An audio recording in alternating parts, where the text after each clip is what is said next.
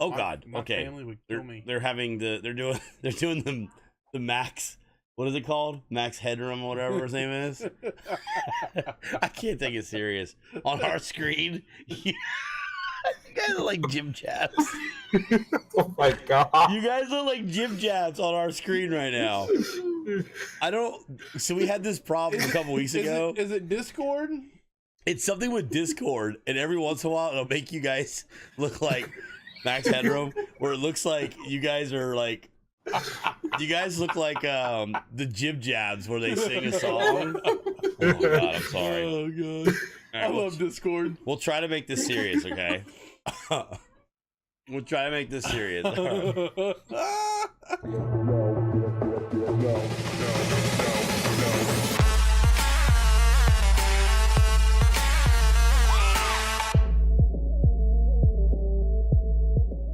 Let's start this up. All right, guys. So tonight we have El Super Bean and Super Maz. We're very excited. I kind of told you guys a little bit about. I am wearing a Star Wars shirt tonight, guys. I am not wearing. Well, it's the same one I wore today. So I am not wearing. And Zaffa, thank you, my dude. I am not wearing a Beer Brigade shirt because I am supporting Star Wars tonight.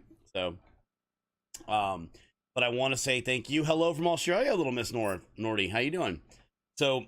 Very excited. Tonight is the first night that we have 4 people on the stream right now. We've got 4 people on the stream. Oh God, they're gonna fight. Oh boy. Now they're married. That might pose a problem.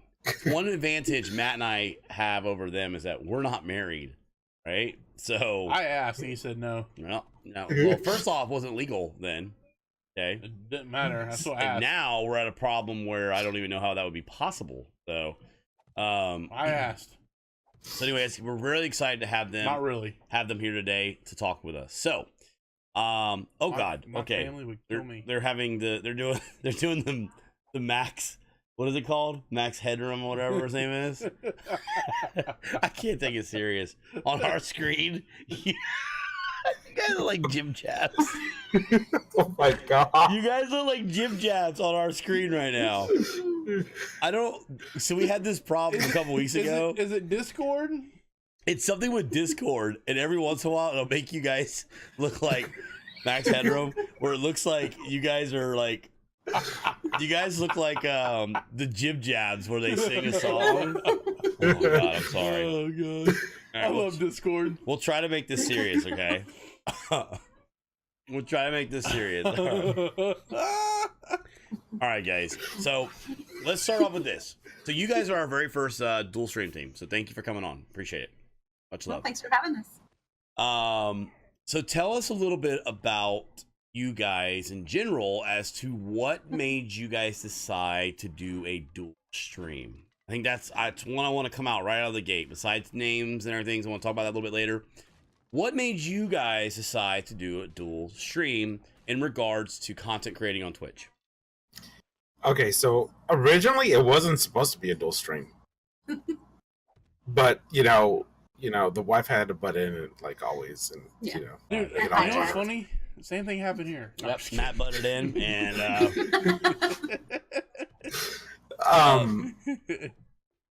It all started with we would be playing and she would be on voice, and then I got this bright idea. I said, well, why don't we just get a second webcam and have you on the screen? And she was like, no, I don't want to do that. I hate being on camera. And I kept talking to her about it. People in chat kept asking about it, and she finally gave in. And that's kind of how it kind of started. It worked into that. okay, so starting from the beginning, it was not confirmed that you guys did not start out as original idea was not to be a dual stream, right? It was a single cast. No. So okay, so knowing that, let's back it up then. What got you were the original streamer? What got you into streaming? What was the idea behind it, and when did you start? So I started. How long ago did we figure out it's been? It was February or March of this year. Yeah. Okay. So you haven't hit your year yet. No. I have not. And the reason I got started in it was actually thanks to Maz, she kind of pushed me to do it. I had mentioned it like a long time ago. I had seen somebody on Twitch, and I said that'd be kind of cool. I think it would be kind of fun to do that, but I hate. I get nervous in front of people, and I didn't like. I had tried doing YouTube a long time ago, and I was terrible at it. Terrible. So she's like, "No, you should do it though. You would do so good at streaming because you play video games anyway." And blah blah blah. And I was like, no, I don't think so. So she kept pushing it until finally I said, okay, you know what? I'll give it a shot. I'll try to see how I like it. And I did try it, and I hated it because I had to be in front of people and talk, and I was like nervous. But as time got on, I really started enjoying it, and so it was really Mass pushing me to do it because. Well, I kind of became a hermit and didn't really get out much. Yeah. So she wanted me to interact with people. Yeah, he got an injury that kind of kept him homebound. And when I would try to convince him to like go out of the house and do stuff and all that, he was like, "No, I don't want to." And I'm like, "Well, you need human interaction. So why not try streaming?" Wow, so they're okay. You guys just gave me so much ammo right there to talk about. Woo! But let's talk about a couple things. First off, Got him. Supa said he doesn't like talk in front of people, be in front of people, that kind of stuff, right? He's the only person I've ever seen that successfully has captured a Snapchat. The beauty of a Snapchat. When he dressed with the makeup, he looked like a Snapchat filter. Okay. Himself. So for him, he has really come out of his shell. Okay. Let me just say that this guy has definitely come out of his shell. Okay. He might be a hermit, but he's a hermit crab. Okay? because he might be a hermit, but he's a hermit crab. Okay. When I saw that clip, I swear to God, I saw that same filter on my phone, but it wasn't a filter on his face. Okay. So, hey, what's up, Cox? So I think I did a very good job at his makeup. Cox, thank you very much. You did phenomenal. KW, thank you for that 7 months in a row. I just Hey, have KW. very strokes in the chat. So a couple things here. There's a lot of really things that kind of hit home with me a lot. So Matt and I, obviously, as you guys know, we're not married. A lot of people think that we are, but we're not. There's nothing wrong with that. That's cool if you are, but we're not married. I am married to Miss B, and Miss B, you know, kind of like is my, you know, off stream Super Maz, right? So she, you know, was very big on pushing me, like, you know, where you were saying, like, you know, you were pushing him because he was kind of a hermit and you kind of want him to interact a little more and do some stuff. You know, Miss B was my support too, to push me as well and say, you know, you should do this. There's been days where, you know, I wonder, you know, I talk with Matt a lot about our business and about what we're doing with our brand and our channel, but there's days that I have to talk to my wife too and have the support from her and the reassurances, and she's like, yeah, you got to go get him, Tiger, and that kind of stuff. She's never called me Tiger. She's literally never called me Tiger. So that kind of hits home, and Super Maz, I appreciate that, right? Because like I like Super Bean a lot. I enjoy his channel. I enjoy the content when you guys are on together. You guys are still a really new channel, right? Starting in February or you know, early this year. It's still a lot, and I know you guys have kind of gone through a lot too with like developing the stream and all that kind of stuff. So it's been interesting watching you guys kind of grow, and everybody has like different paths, like time frames, like when they're like where they're at on their path of streaming and stuff like that. So it's been interesting watching it with you guys, but I really enjoy that. So I will say this, I am very grateful that Super Maz pushed you, Supa, because I got to meet you and you're on the team and you're streaming now, and I'm glad to see that. And I'm grateful that he told you to finally get in front of a camera, Super Maz, and you guys have done a dual stream, because I'm serious. Like, you know, dual streams are not a very big thing on Twitch. They're a lot more popular than what they were 2 years ago. Yeah, exactly. No mana. So, you know, it's really cool. And I would love to have Miss B, like, you know, she comes on the channel, but like to have more of an interaction, like, you know, to sit down or do like a Mother's Day with her and have her on there, or have Matt have like his mom come over one day and do a Mother's Day stream. Yeah. I think it would be really, really cool. as we have our time goes on, that's something we can try to implement, stuff like that. But I'm always interested to see the things that like the Supas do, because for me, it's interesting to see from a dual streamer perspective. You know, Matt and I are trying to pave a way for it, but I like to see the things that like people come behind and they do as well, and like, you know, there are things that we learn from them as well too, and it's really exciting. So you've been doing this coming up on your, like, you know, 10-11 months now, right? And you're an affiliate, which we're super proud about. Excuse me. When you first started playing, was there like games that you were playing in general that you played a lot that you decided you wanted to do? Was there something specifically that you were like, you know, I'm interested in making content doing this? Obviously, it just kind of pushed you, but was there something like you specifically were really into and you're like, hey, I can showcase this, or I can play this, and, you know, that kind of thing? Well, at the time I was playing, WoW, that was it. Yeah. At the time, there was Minecraft. Was it Minecraft at the time? I don't even remember. Yeah, but there was too many trolls in there. Yeah, there's a lot of. Oh God, you're telling us. But mostly it was, you know, it was just mostly WoW, which is around the time we met you guys, you know, and it doesn't matter. It was Maz that found you guys, and she found you guys and she showed them. She showed you guys to me, and I'll be honest. I mean, I watched you guys, and I was like, huh. I don't know if I'll watch them, but you know. You can be honest. Because he gets easily distracted. Yeah. And Joe, you're a talker, so it would just kind of go right through him. Yeah. And he was like, I don't think I'd get into that. So I was like, okay. So I clicked off. And then about 5 minutes later, I was like, no, I was interested. So I went back. And then you did a karaoke. And I was like, okay. And then she showed me you doing the karaoke, and after that, we subbed that night. Yeah, we subbed that night. That was the night. Oh God, okay, that's heartbreaking. Let me tell you something about that. Matt and I were talking about cringeoki today, and we were talking about whether it's a mistake that we do it or don't do it, right? So like that kind of sealed the deal for you guys, right? Okay, so what song was it? Do you remember the song it was that I wooed you, Bean? Do you remember that? What song it was that I was wooing you? Was it Shake It Off? Or was it a Johnny Cash? I don't remember. I mean, okay, well, that hurts my feelings a little bit. It was just the voice. It was just the voice. Oh, okay, well, that makes nice recovery. Wow, that's horrible. Wow, nice recovery. Wow, holy his God. voice. We have issues. It is what made us sub, though. It's funny because Matt and I actually stopped doing cringeoki because we felt like it may have driven a lot of people out of the channel as well too. It's kind of a trade-off, right?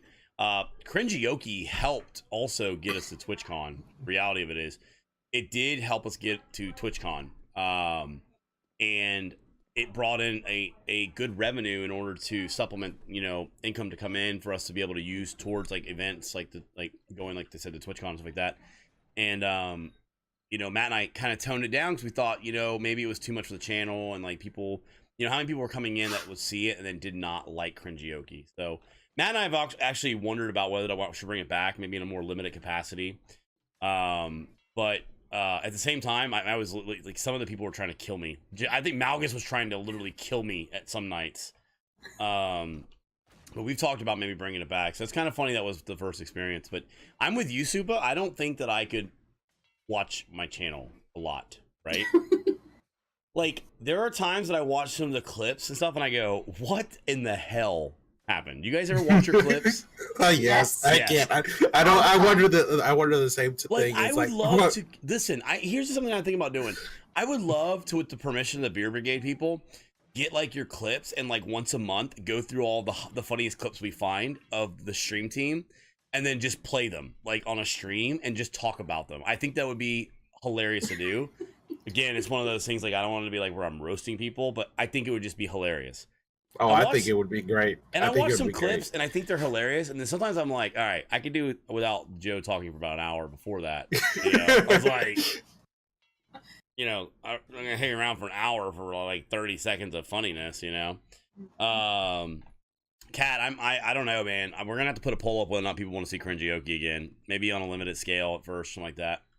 But But anyways, I completely understand, you know, and that's the thing. There are streamers for some people and versus other people. What would you guys define yourselves as? What type of streamers are you? I like how I asked that, and both of their faces were kind of like, I'm not gonna say anything. That way, in case she decides to say it first. Yeah, like I don't know. Well, what do you mean? What kind of streamers? Okay. So some people are character streamers. Now, you guys ignore the hats they're wearing right now. Okay, they're not normally mice. Okay, but some people do. Some people like are more of the comedy, like Tex Cub. Tex is in literally every single spotlight. Okay, because I can literally use him as an example. But Tex Cubs is a certain style of streamer, right? Mm-hmm. He's a mellow, relaxing type streamer. That's him.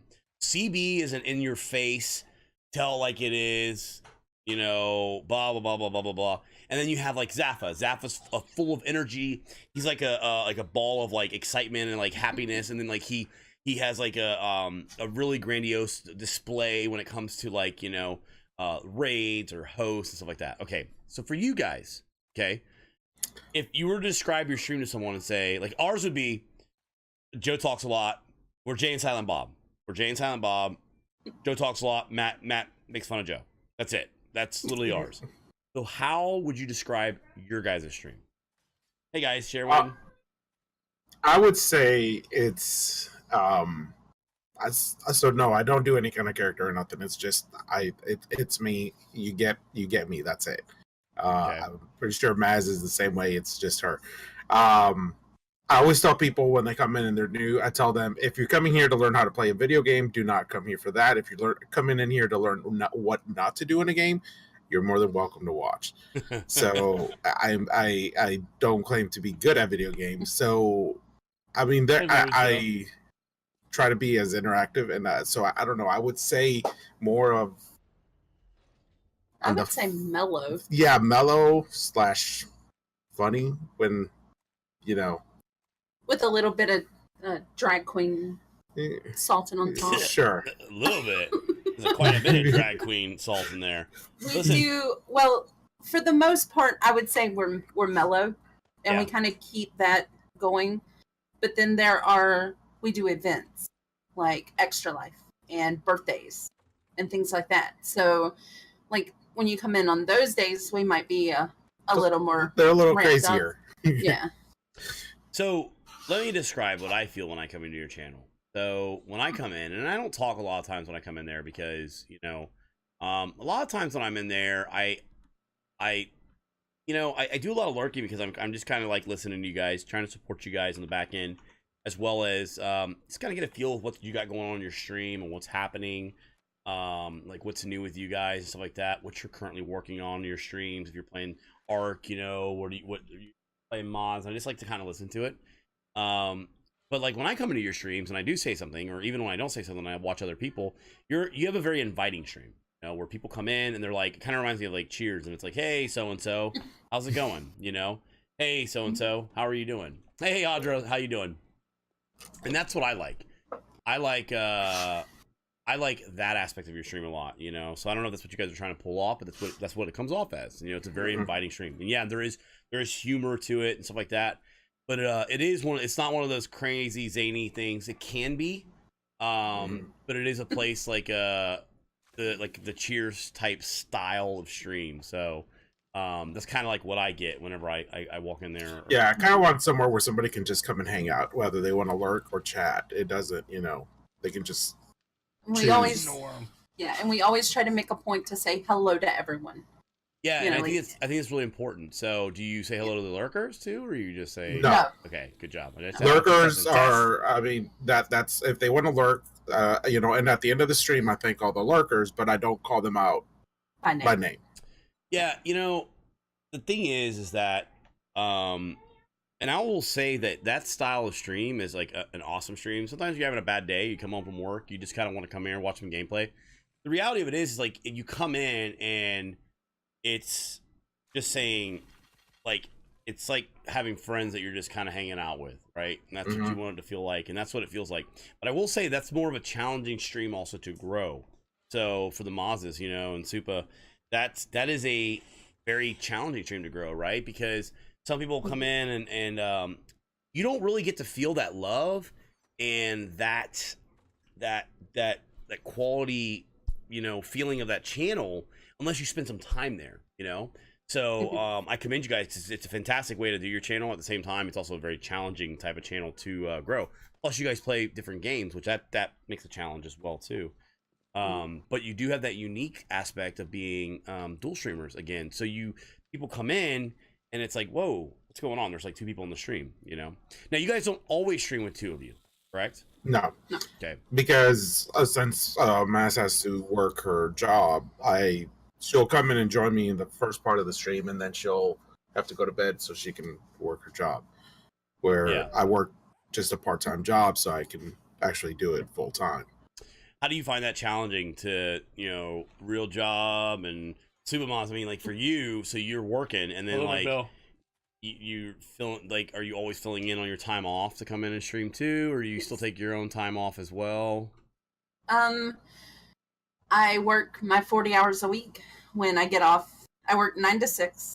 When I get off at 6, I have 2 hours, and then at 8 o'clock we start, and I stream until 1:30 or 2. Wow. I go to bed, I get up, I work, I get off, I stream, and that's every day except for Tuesday. We don't stream on Tuesdays, and then Sunday night and Monday night, I'm up.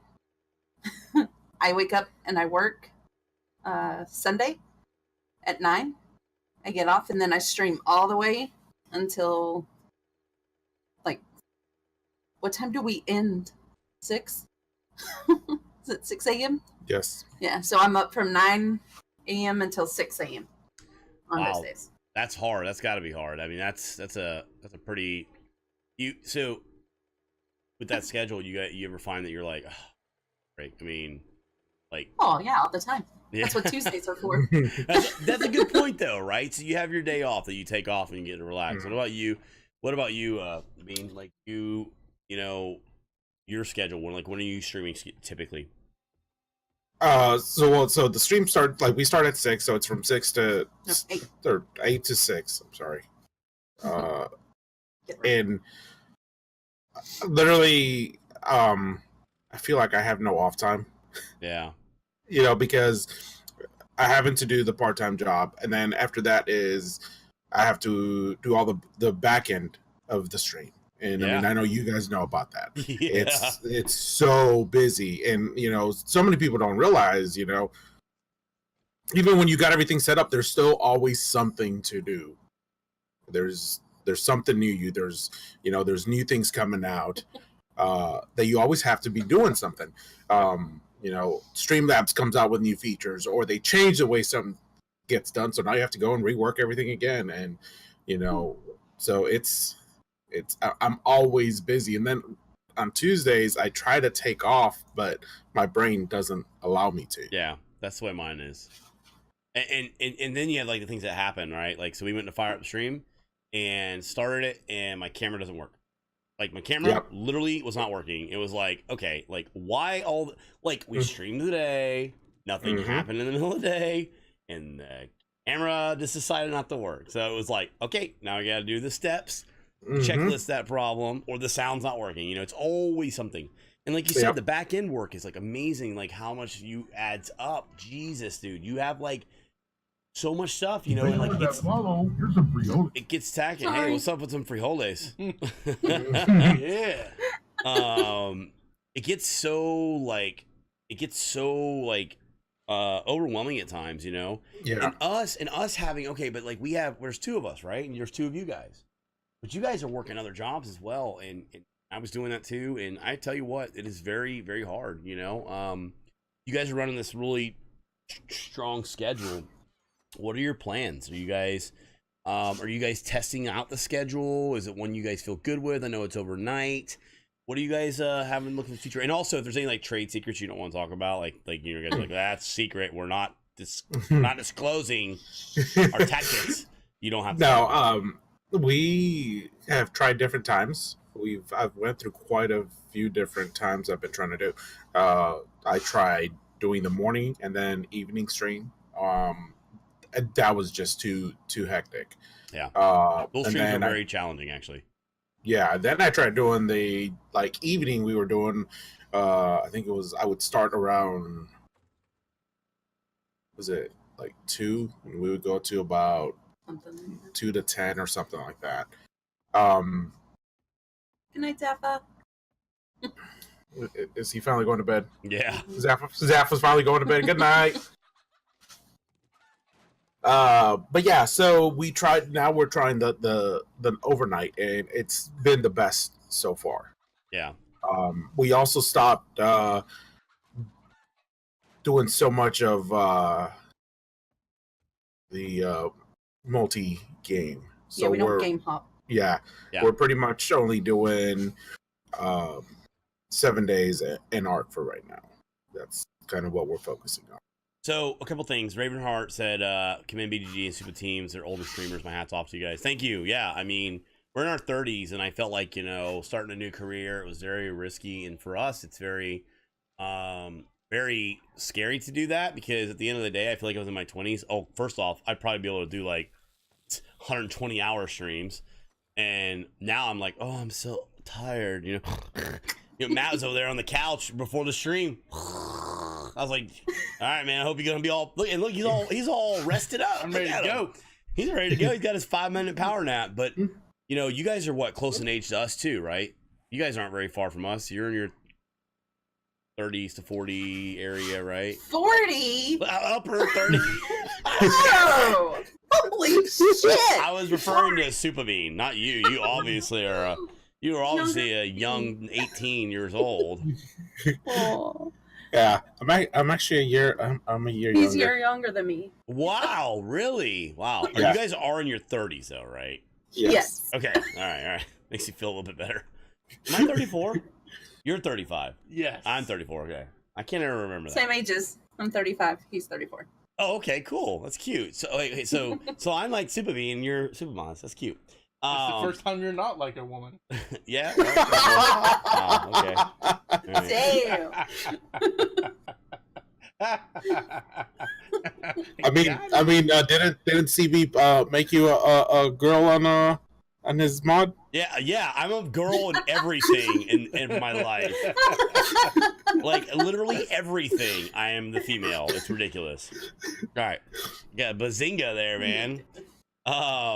So that being said, I wanted to say something about the dual stream. So you guys said you tried the split stream. I know CB just mentioned in the chat he tried split streams too. So I thought, oh, thanks, Raya. All right, thank you for the bid.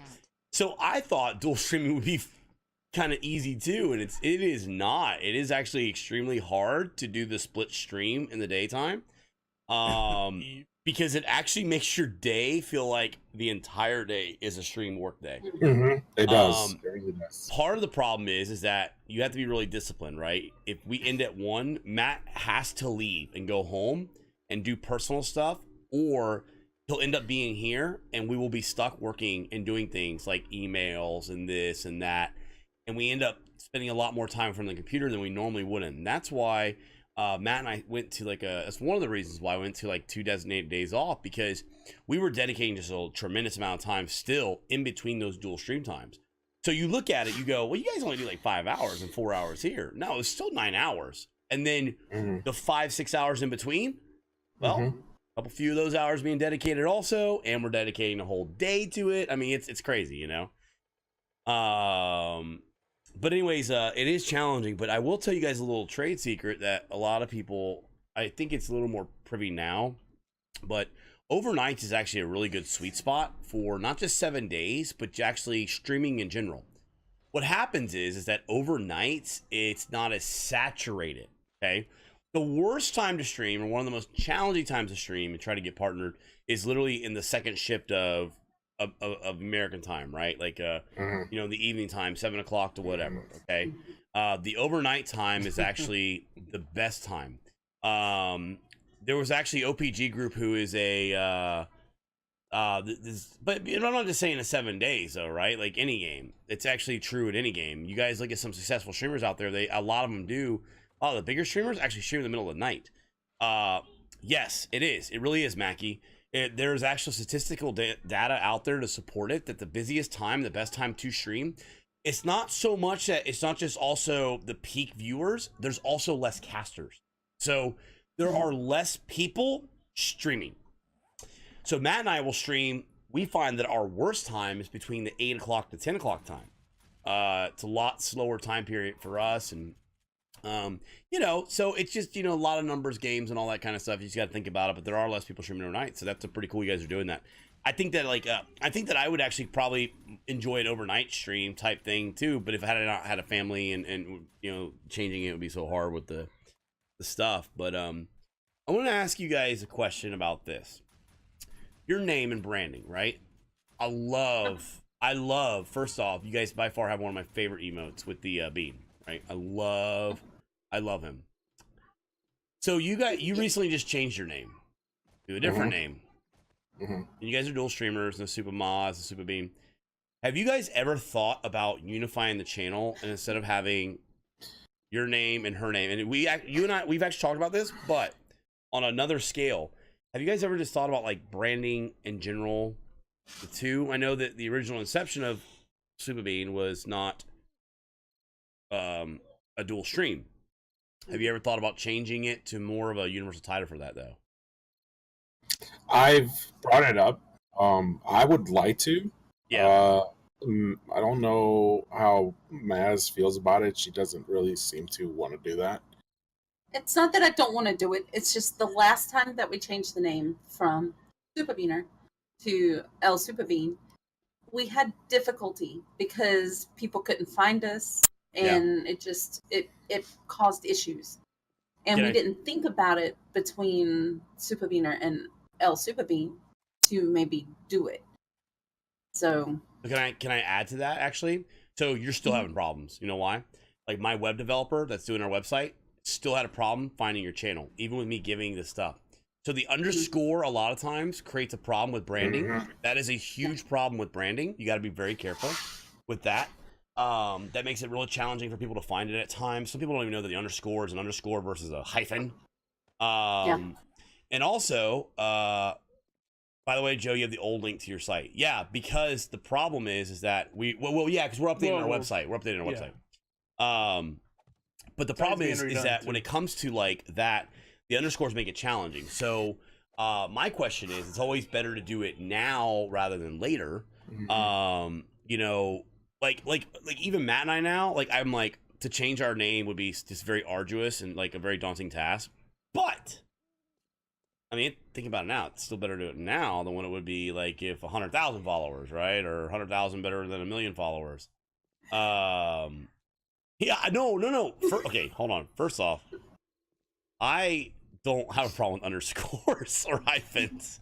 You sounded like you did. No. But there are people that don't know. Is that what you were laughing at? There are people that honestly just do not know about the underscore or how to find it. Or you know how many times I've seen like a hyperlink to something and I have to like type it out, and then like you don't realize that you're like there's an underscore there. People haven't done it. It's like that. You're an underscorist. But I was just curious, like, have you guys ever thought about a branding of the same nature, but then one that's more unified, right? So, well, what happens, Shin, is this, right? Do they stream at the same locations? Yes, we do. And obviously they do. They're sitting next to each other. Actually, it's kind of funny because the way we have the green screen, it doesn't look like it, but they are literally sitting next to each other. Can you have multiple Twitch names? Yeah. So for example, I have a BGG Joe and there is a BGG Matt. Okay. I also have a personal account that I go by called Ditchlum that I don't use. It was one of my first ever accounts. And then Matt has one MD Story that a lot of people know him by, right? So what happens though with like Twitch is, remember our tickets for TwitchCon?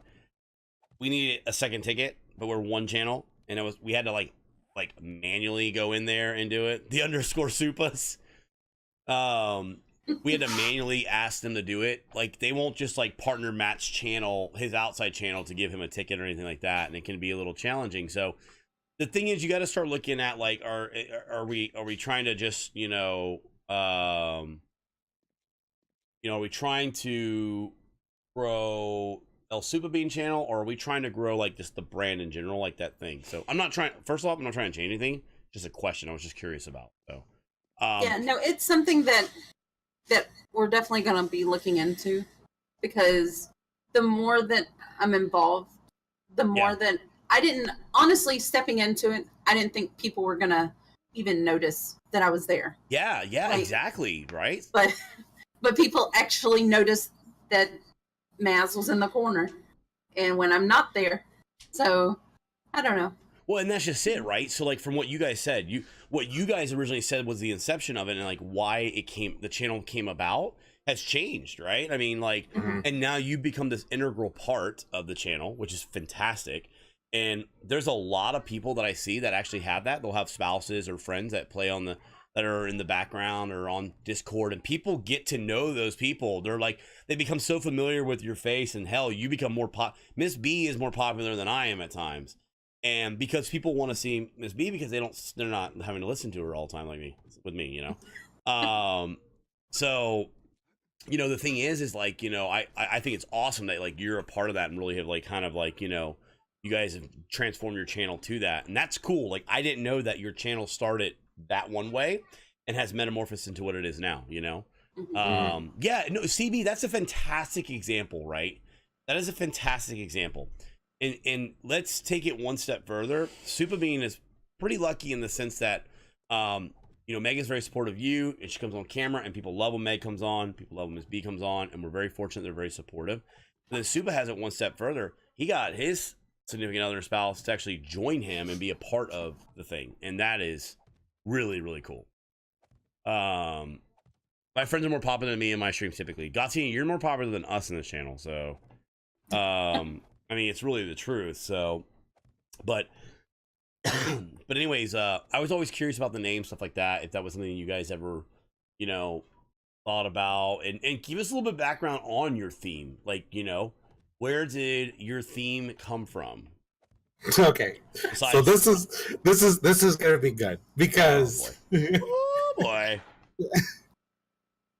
You see the one over here covering her face? Mm-hmm. Yeah, she's the one that came up with the name. The original name. Beaner. So Super Beaner, guys. She didn't think I would use it. Okay. No, it was a joke. She was joking around about it, and I said, you know what, I'll use it. You know, mainly because, as Mexican, we don't really the Beaner one is not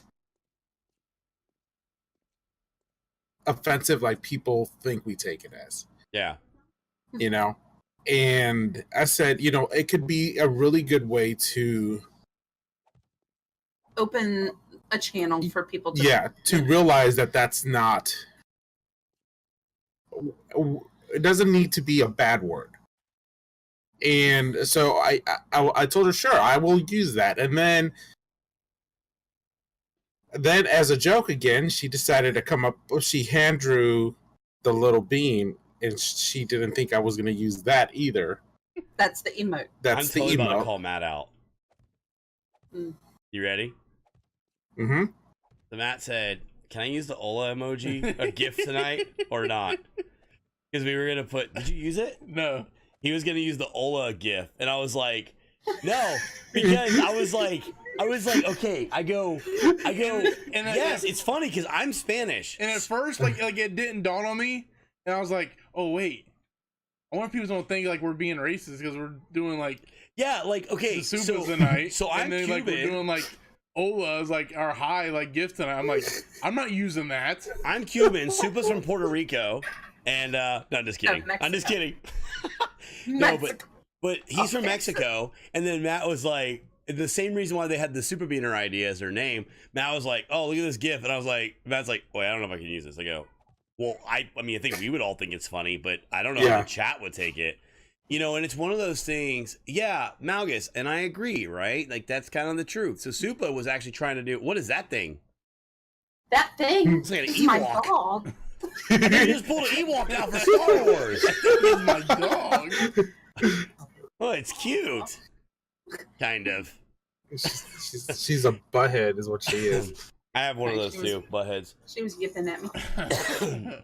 So, anyways, you know, it's interesting. So your original inception of the name was, the idea was that it was going to be something that, like, kind of almost like a learning lesson for people too, like an icebreaker, and a barrier to kind of say, look, guys, you know, hey, as someone from Mexico and stuff like that, the word beaner is actually not looked at as derogatory in a sense, right? You were going to say that, but at the end of the day, sometimes the world, like Mauga said, is a little too PC that you can't even do that because fear of people really kind of being deterred, you know, from the get-go. Yeah, Gatine's like a prime example right there.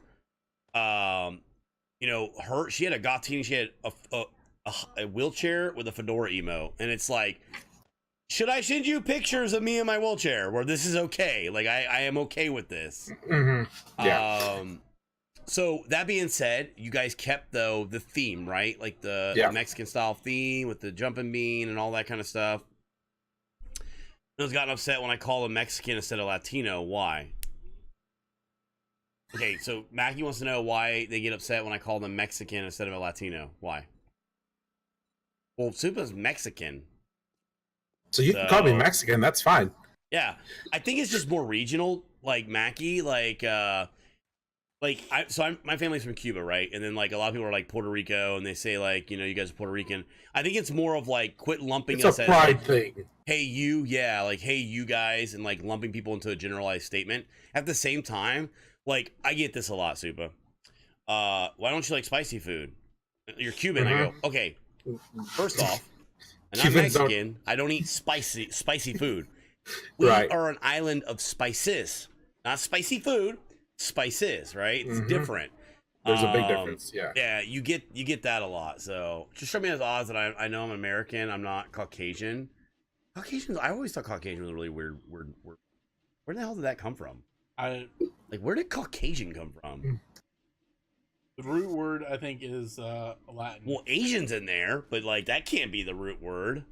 So, like that doesn't make any sense.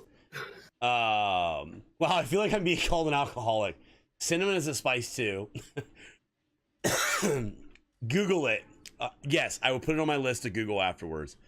I know the Caucasus, right? But isn't the Caucasus mean like the masses or people? All right, we're getting really off track here, though. By the way. Okay, so you guys said you're currently playing like Ark mainly and 7 Days to Die currently, right? Yeah. All right, which one's better than the other in your opinion? That's a tough one. It really depends on what I feel like doing. Yeah. What your mood is. You know, because they're really, you can't really compare the both. They're quite a bit different. If I want to build and really like one of the greatest things that I like about 7 Days is the terraform. You can terraform. You can build whatever you imagine you can build. Where with Ark, you're so limited to, you got to find the area. If the area allows you to build what you want to build, then you can build it. Otherwise, you're kind of out of luck. Yeah. Yeah, Ark, if you want to do like a nice big build, if you're not using like something like S plus or whatever it is, if you're not like, you don't find like a big flat piece of land or it doesn't fit into your area, you are limited on that. So, like, what is it you like in Ark more so than what is it you like in 7 Days? You already said terraforming in 7 Days. What is it about Ark that maybe makes you like that?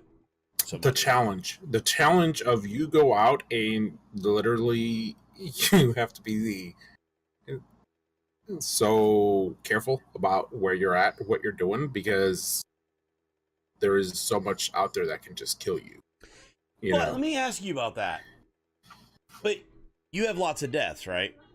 But yeah. That was really kind of a rhetorical question. I've watched your stream, so if there's anybody on Twitch that arguably has more deaths than me, it's Super Bean. Just let you know. Go ahead. There was one night when we first started playing a new map of Ravenhurst. I had 18 deaths. 19. I think my record is probably around that or something. Yeah. I think mine's about that too. I think it's about my max around that. Hey, Will Betts, how you doing, man? So, the question I have is this, though. If you have so many deaths, but you like the challenge, does it matter if you're dying anyway? I don't really consider it a challenge, right? I mean, like... Exclamation mark spotlight. Like you're dying. Okay, well, but the thing is on Ark, it's more of a challenge because you might die, but you got to worry about all the dinosaurs you got out there with you. Yeah. Do So, you want to lose them? are you playing Aberration now? Yes. You finding it more challenging? Yes. A lot more challenging. Okay, we're gonna play some Aberration too. People have been asking, and we're gonna play some Aberration. I tell you what, like, you know what I like about Ark is what actually a lot of people don't like about Ark, or a lot of people that like are really kind of have a disdain for Ark is that it's got dinosaurs, right? So like I'm not a dinosaur nut. I am not a person that's like obsessed or crazy about dinosaurs. Grew up with them like crazy about it. But I like dinosaurs. I remember Stegosaurus was my favorite when I was growing up and all that. And I think it's cool to get to play the game. And there's this game out there where you can feel like you're living in the world of dinosaurs. And I kind of like that, you know? What is your favorite dinosaur in Ark? Mine is the raptor. Yeah, hers is a raptor. Mine would have to probably be the I can't even say their name. Oh, now I want to hear it in Spanish. The man bear pig? Yeah, the man bear pig. We call him the man bear pig. Thamelicolia or Okay, something forget like it. that. I don't even know what the hell you're saying It's now. the big cat. The big cat that you find in the redwoods. Okay, yeah, I know what you're about. So Starts with the thigh. So you're like Aberration a lot though, right? And you play a lot of modded Ark, right? Yeah. Do you like Ark as much, Supermoss? I like certain aspects. This is of great. But I prefer 7 days. Okay, so this goes right into the next thing I want to talk about that we're actually making a video about. As dual streamers, okay? Now, let's put marriage aside because I don't think that's fair because marriage has its own issues without streaming involved, okay? Miss B will be upset about something I literally put on the counter today, but she'll have something in the corners for years and not complain about it, right? So that's just marriage in general. But the question I have is this. What do you guys do about the challenges when it comes to dual streaming with different personalities, right? You know, one likes 7 days, one prefers Ark. Is there like a way that you guys kind of agree to that? Like Matt is very easy. He is I'm like, hey Don't man, tell everybody I'm easy. that might get you more up, you know. But like Matt, for example, I can be like, hey man, you know, I think maybe we should play this game on this day, this game on this day. Matt's like, all right, whatever. And he's like, all right, you know. So that being said, like with you guys, is one of you kind of like that where you kind of just give in a little bit more, or do you guys have to compromise and talk about certain things? I still wanted to play 7 days, but we played Ark for months.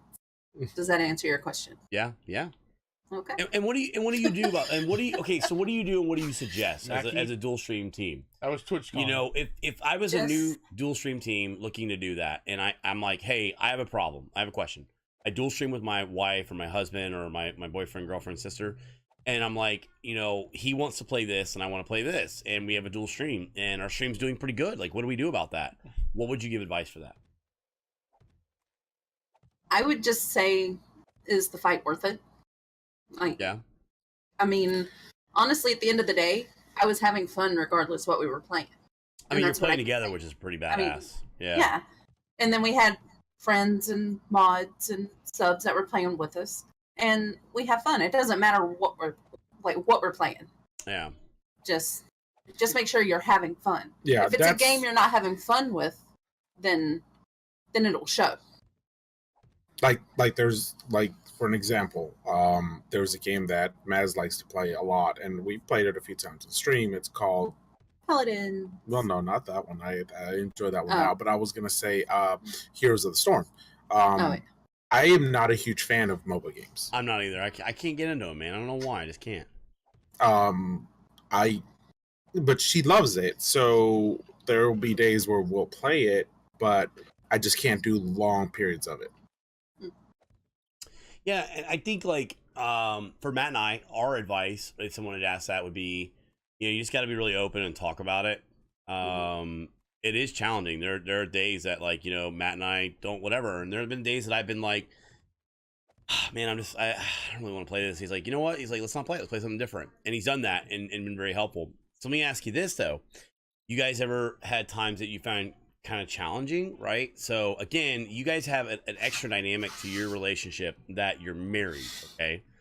So Matt and I, being friends 25 years, don't run into as many, like, you know, problems or had too many arguments in 25 years of friendship. You know, obviously, like I said, like the marriage, it's a different dynamic, right? Because, like, you know, there are things that, like, you know, he may fart in your under the covers and you hate that, and that is completely not stream related, you know. But I hate when Joe does that. I don't like it when you get under the covers. You're not supposed to be there. It freaks me out. Your feet. Trim your toenails. So, hey, shut up, Miss B. You're not in this conversation. There's already one person too many. Soup and Beans not even supposed to be here.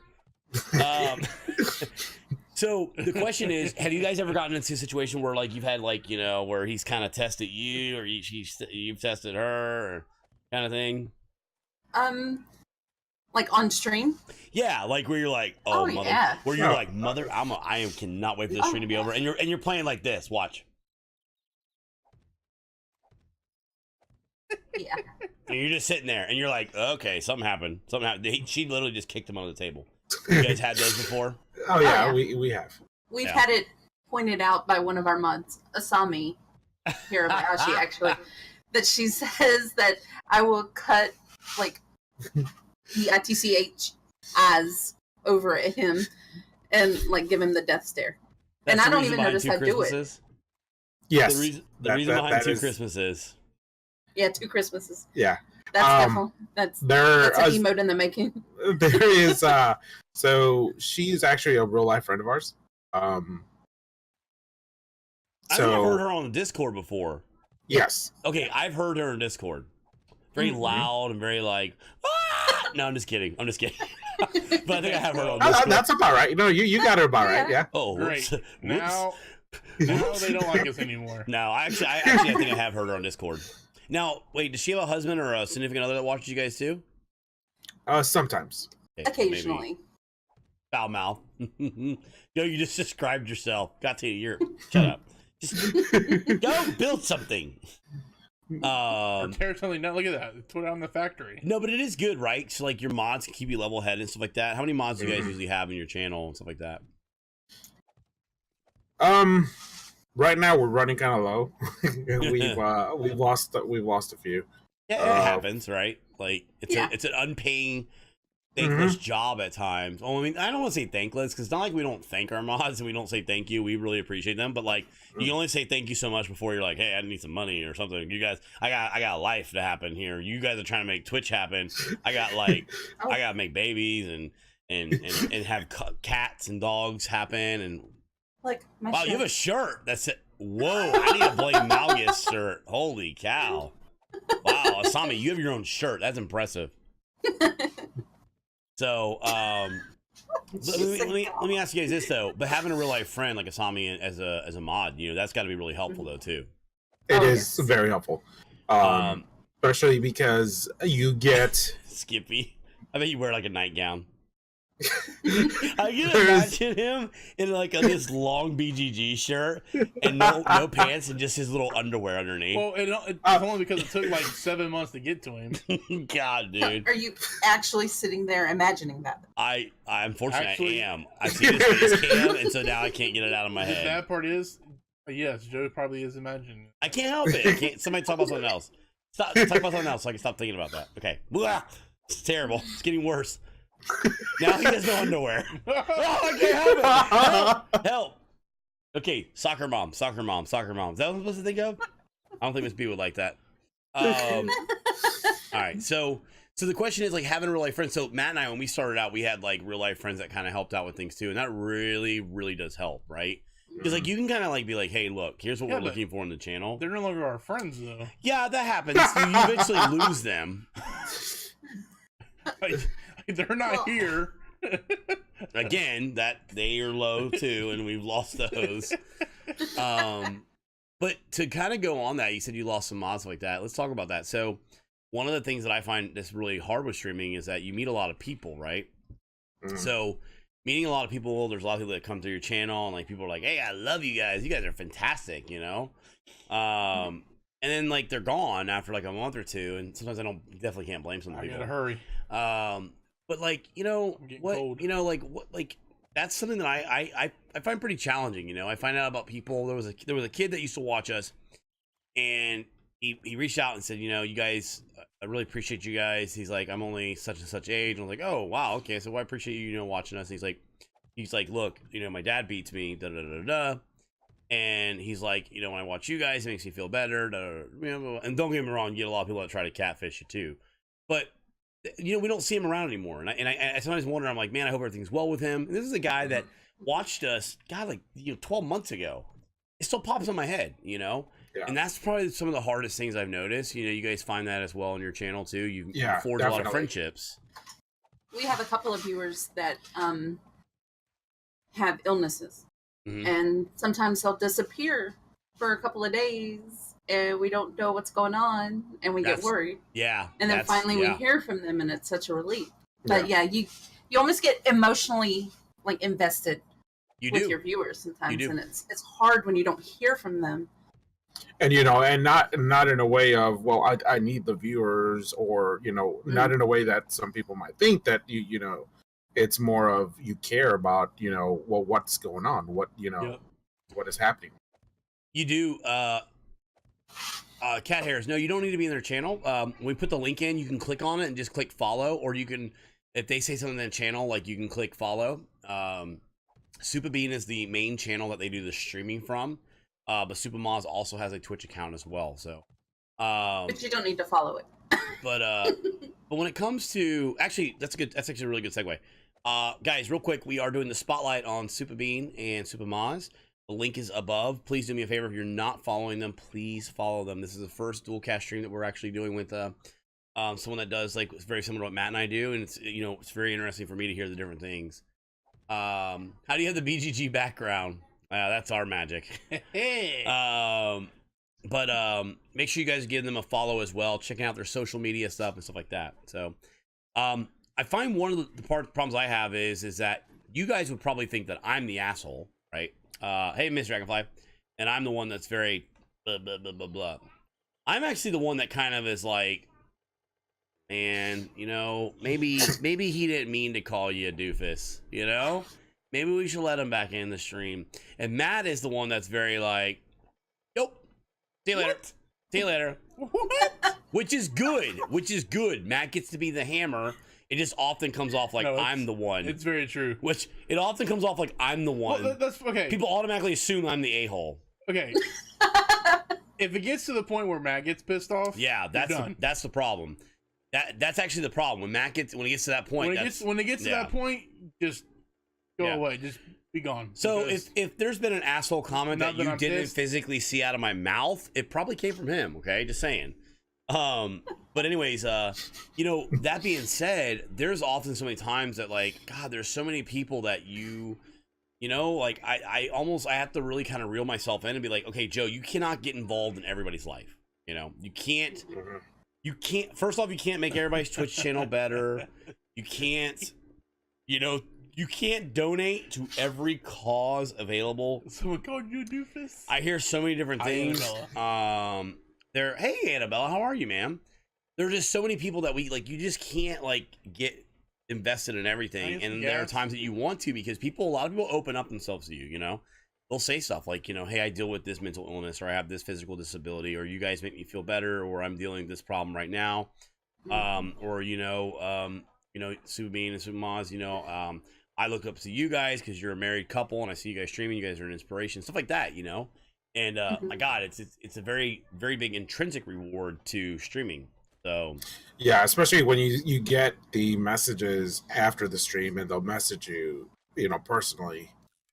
It, you know, some of the messages we receive, we sit there and we get tears in our eyes. Yeah, and it's like, and it's hard to not, you know. Yeah, it's very true. Like it's funny because like. So I had a guy today that came over that he was one of my customers in my old job, and he actually got let go after like 30, 40 years being there. He was there 40 years, but he took a year off, so it only counted as like 30 and then like some time. It says he was there for like 40 years and he got let go today. And he actually stopped by the house while we were streaming, and I was like, what the hell? You know, I was like, hey. He goes, hey man, what you been up to? He goes, I heard you like playing video games for a living now. And I was like, okay, a little more to that, by the way. Like, you know, like it's a little more, like a little more to it. But I was like, yeah, you want to see my fat guy? He's wearing a bunch of beard ornaments and antlers. You know, and I opened the window and Matt's in there. Decorations. Matt looks over like, hey, other bald guy out the window. There's just some guys in there. I'm like, So anyways, you know, like it's so much more than playing video games and stuff like that, you know, and we put a lot of pressure on ourselves too and stuff like that. So 10 months or 10 to 11 months has gone by or whatever it is, 9, 10 months. Okay, so you've got some wisdom under your belt and some time, right? You're still really new to streaming. Your channel is, you know, it really is. So much more to learn. Yeah, so much more to learn. And I don't ever want anybody thinking I'm discrediting that. But like it is like, you know, I look at like, wow, we've been doing this like, you know, coming up on 2 years, you know, next year, and then it's like, hey, well, actually, there are people who have been doing this. Like, we hosted a guy, Indy, today who's been partnered for 5 years, and it's like, Jesus, you know, like we're so little babies on this, you know, and but if you could look back on some of the things you've kind of learned, what would you tell beginning Supa? And let's go ahead and say you were dual stream, right? In Inception. What would you tell beginning Supa? Hey, let's do this. Is what I would do differently, you know? A better name would be one big thing for sure. The name having your brand essentially, right? Yeah, having a better brand as far as that goes.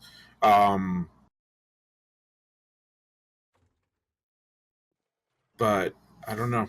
Everything else has just been kind of because honestly, everything else is, if you like, everything that I've learned on the way to where I'm at now, if I was told to do it the way I'm doing it now, what I have changed, I wouldn't have the same appreciation for it. Yeah. So actually going through what I've went through to learn to do it the way I'm doing it now, I get a better understanding to it.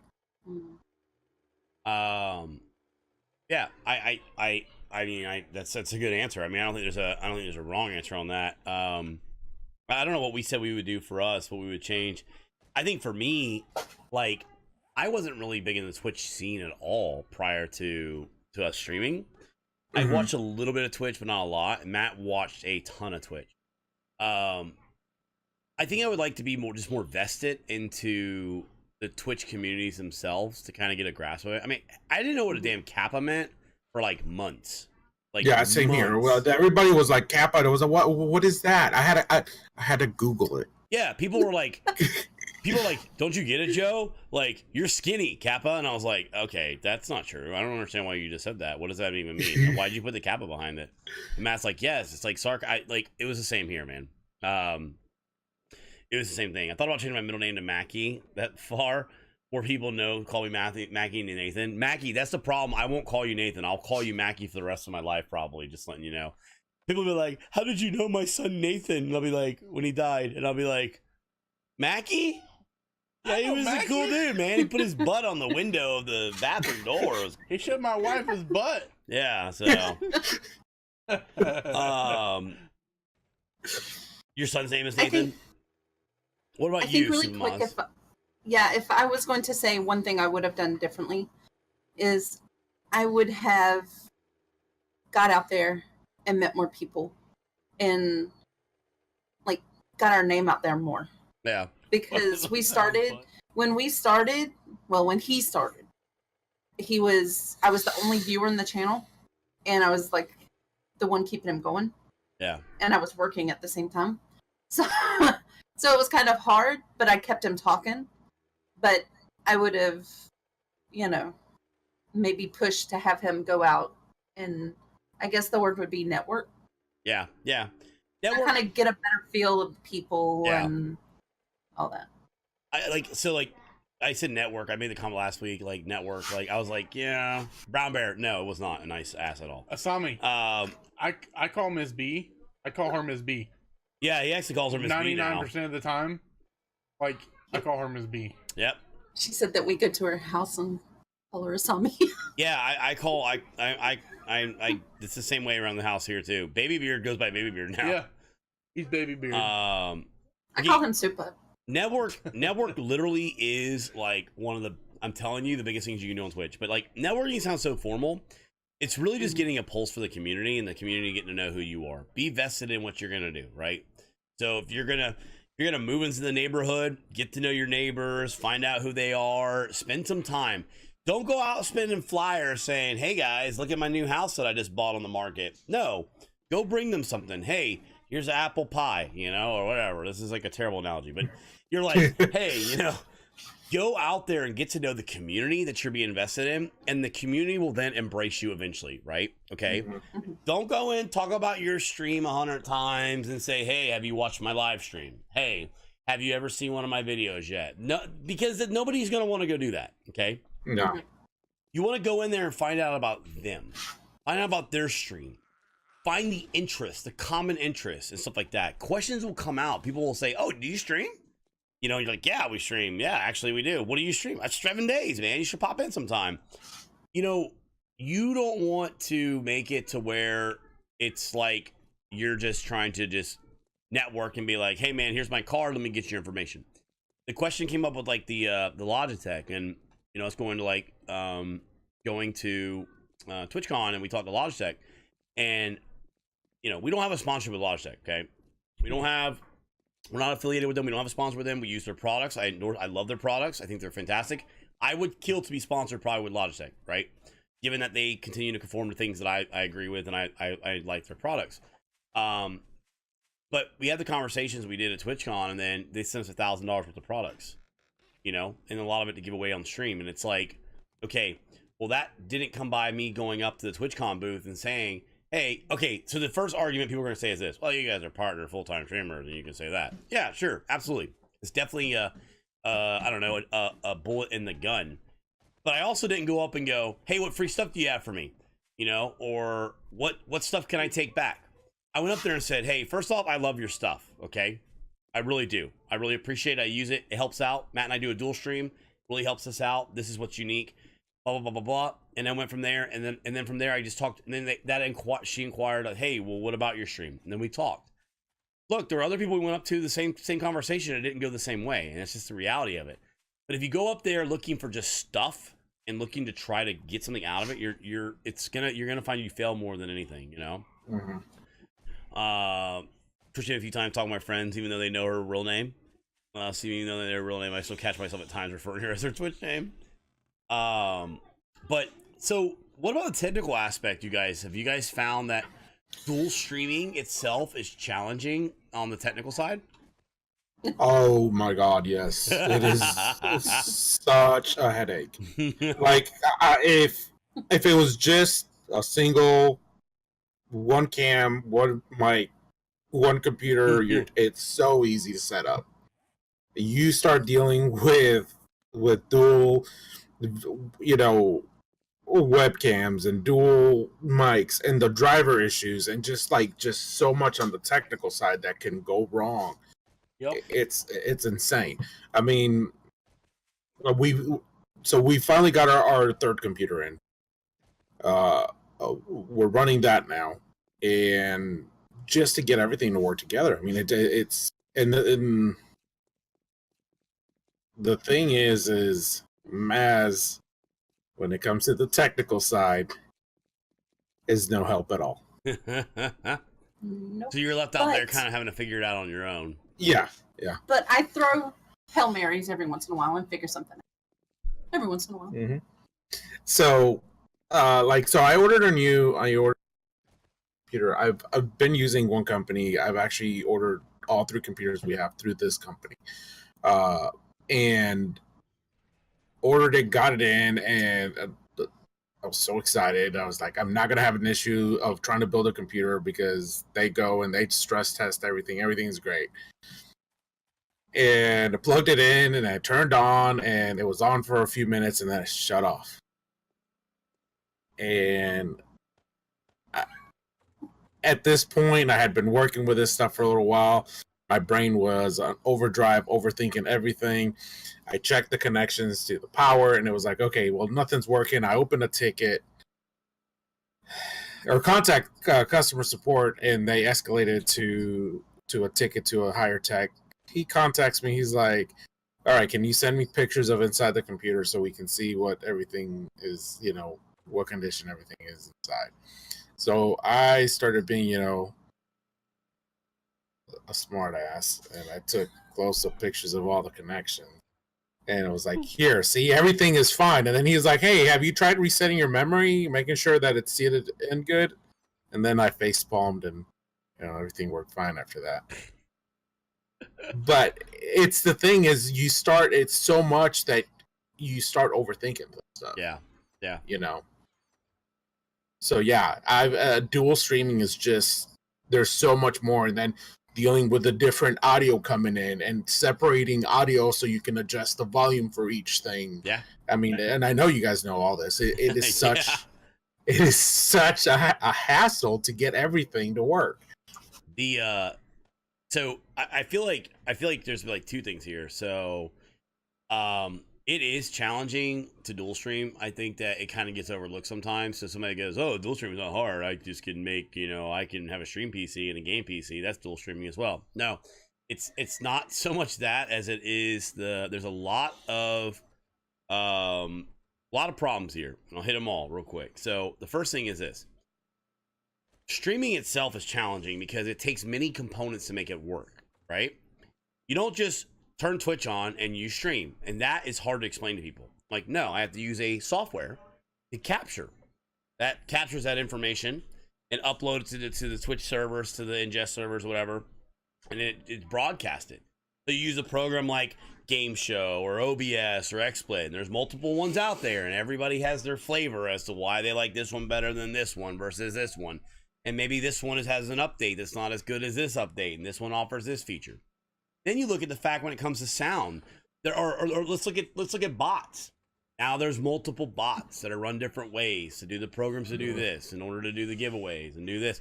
Then you have to have your donations and your stream alerts and how your alerts happen. You use Stream Elements or Streamlabs. There are so many programs that it takes to put off a successful stream. And that in itself is challenging for one person. Then you take and add two PCs to the mix, right? Now you're adding some big challenges there, right? You now have capture devices in order to do it. So you have sound having to come through here and there. But when it comes to a gaming PC versus a streaming PC, sure, you just need to make sure you're capturing the gaming sounds and all that. But what happens when you add another person into the mix where you're having to isolate their sounds as well as your sounds, as well as maybe desktop audio for this and that and this and that. And it gets to be very, very, very complex.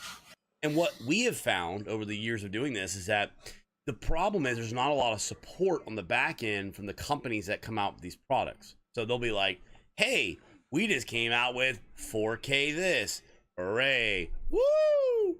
But then they haven't developed the software or a firmware or any kind of thing for the background to make that actually work for, let's say, what we're trying to do. Now, we're also pushing the boundaries of what that thing maybe is capable of doing, stuff like that. But give you a good example about the Logitech cameras.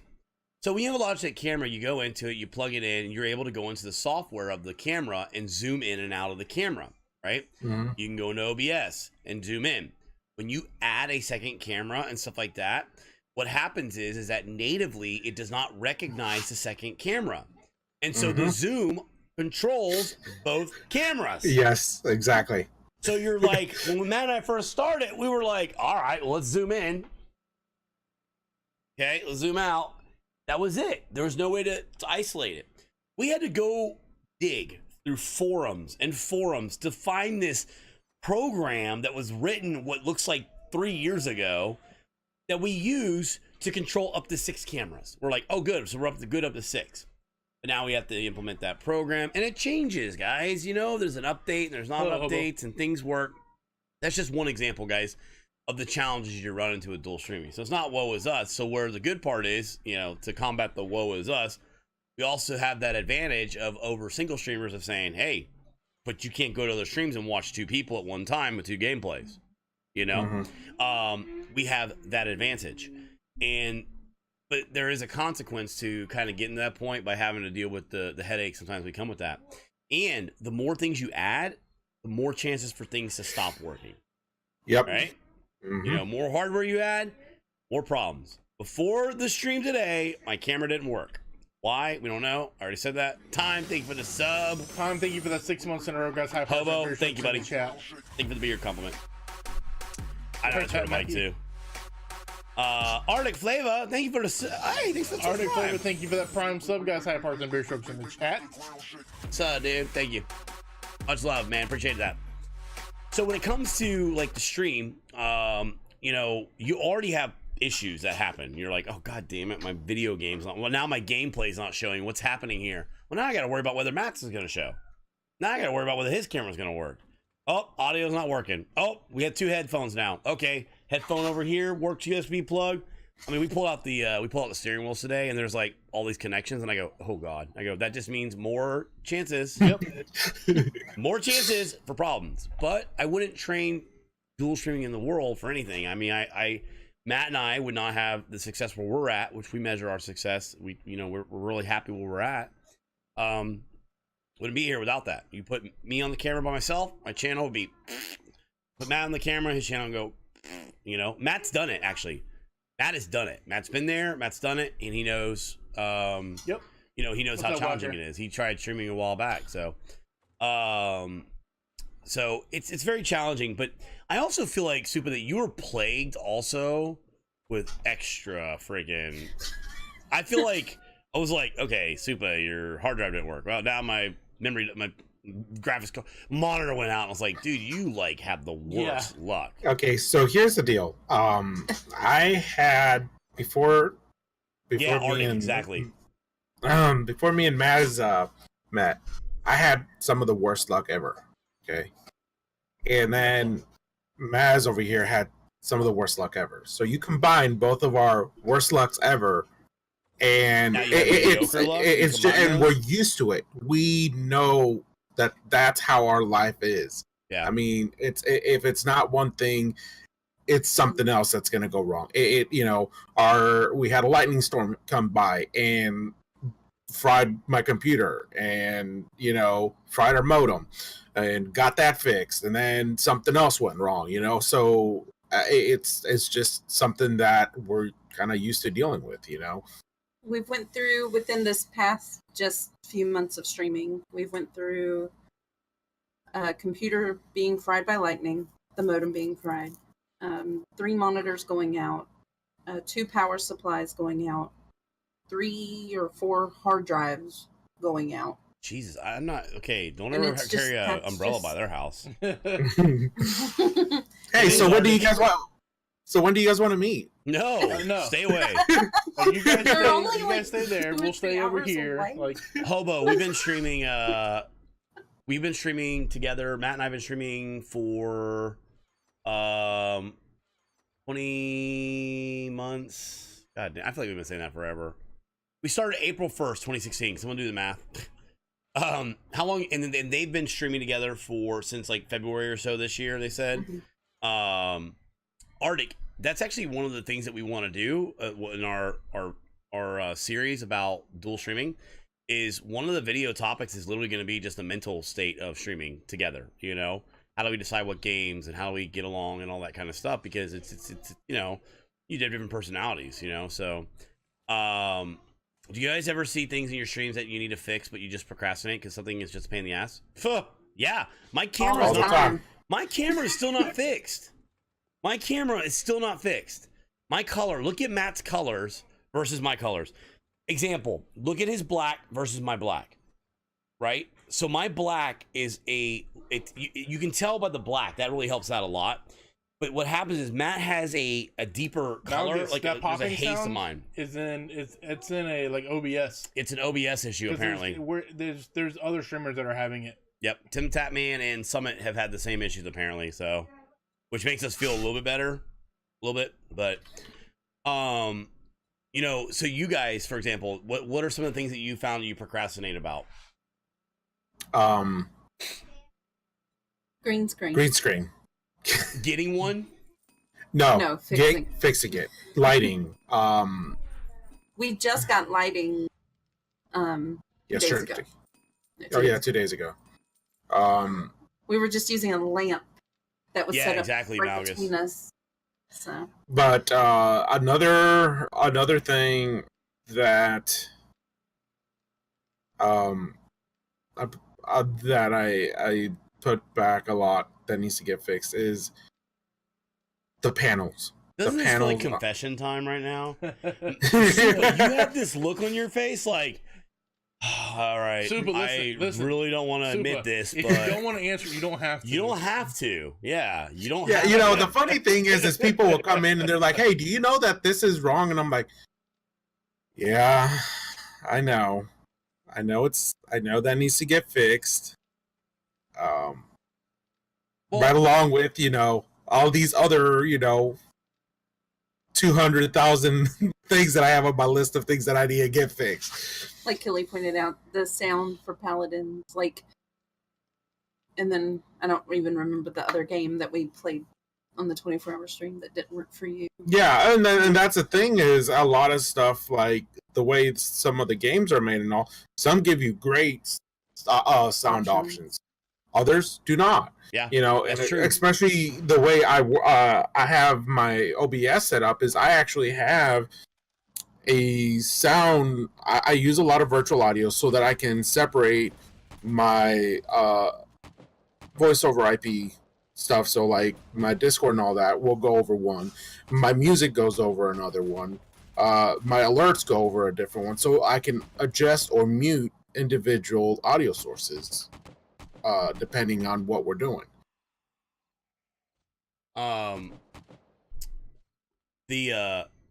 We don't use any of the virtual stuff, like any of that stuff. Like, thankfully, we haven't had to yet or had a need for it yet.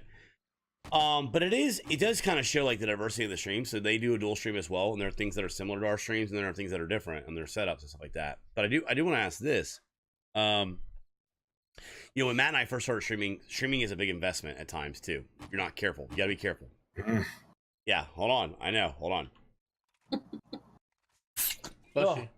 So Matt and I started. We approached it from, okay, we're gonna invest money into it. We took $6,000 and we invested in it. That $6,000 bought computers, bought stuff to get the stream going. It bought us just different various things for streaming, right? And that's what we did. And our goal was to recoup that $6,000 first goal, right? And I've seen, like you, for example, you guys have purchased a lot of new PCs and stuff like that, and justifiably some of it's stuff's gone out, and it's like we would have replaced that anyway, and gaming and all that. But you guys have gone the route of really kind of upgrading a lot of your hardware and stuff like that, and that's got to be pretty challenging at time. Super Moz, I mean, you're like, oh, come on, Super, what are you doing over there? What did you buy? What's going on? And can lead to a lot of buyer's remorse if you're not careful at times, right? But with all the stuff you've invested into it, I mean, you guys have committed, because we had a lot of people that say like, should I do this? Should I do that? And I'm like, the first thing you should do for the first month or two is literally just stream. Get on there and talk. When you spend 2 months with nobody in your channel and you're still willing to talk and you're willing to do it and you still got that drive and passion, sure. Then buy something to start upgrading your stream or something, right? You guys have invested heavily into your stream, You guys still see you on the path of, do you have goals? Do you guys, first off, go by goals? And secondly, do you find that you have certain goals that you want to go towards, or is a milestone you want to hit? Or where is like the moment of, we're not going to stream anymore? Or the moment of, that kind of thing? Or how long was what is your future outlook on the stream? I guess you would say that maybe that's not the best way to say it, but like, what are you guys' plans? Well, our plan is to keep working at it and getting to partnered, and then going up from that. But we don't have a deadline. Yeah, we don't have a deadline.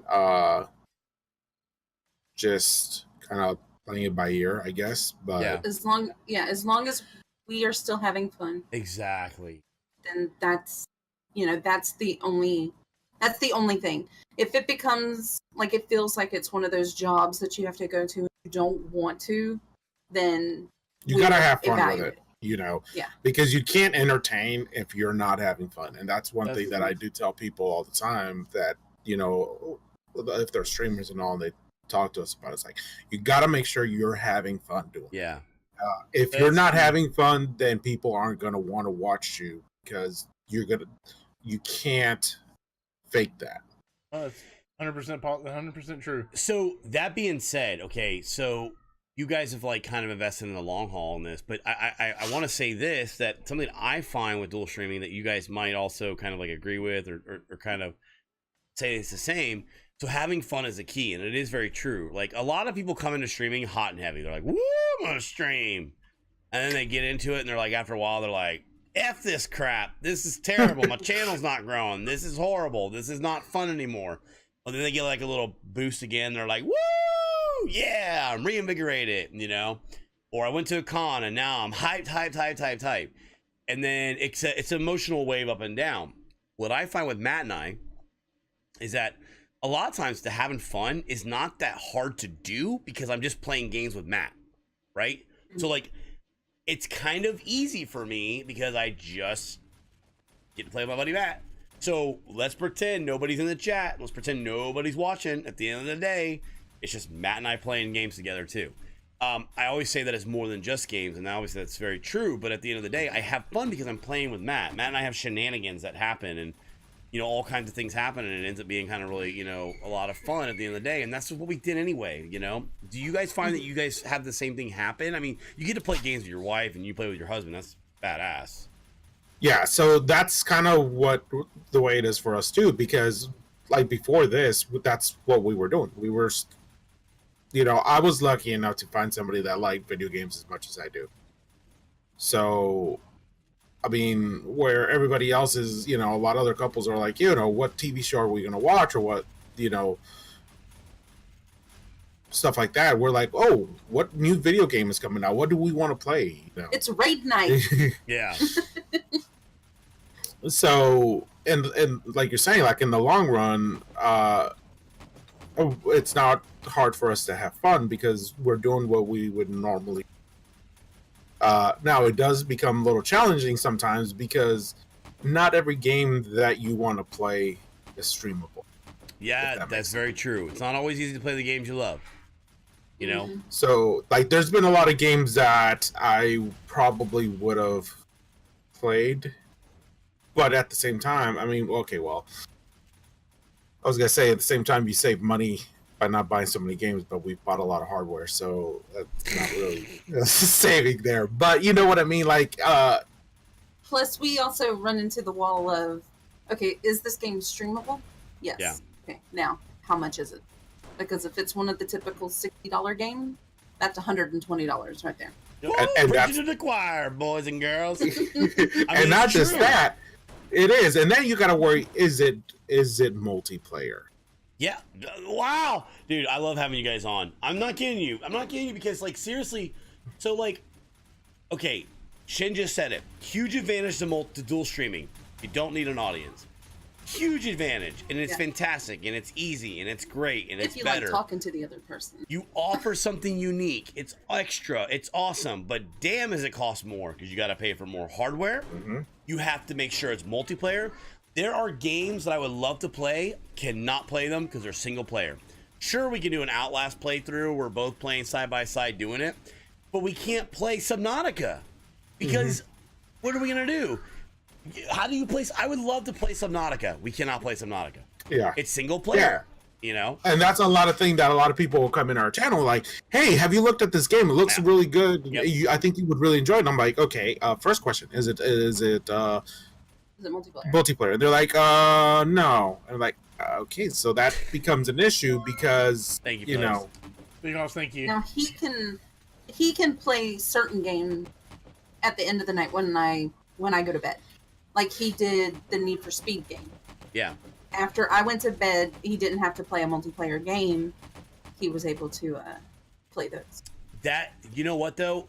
Can I tell you that's a dynamic of your channel that I like a lot. I like the fact that, you know what, sometimes it is just Supa, and sometimes, you know, you can take a break from that, right? So Matt and I really built our channel to a point where it's kind of hard not to have one without the other, you know?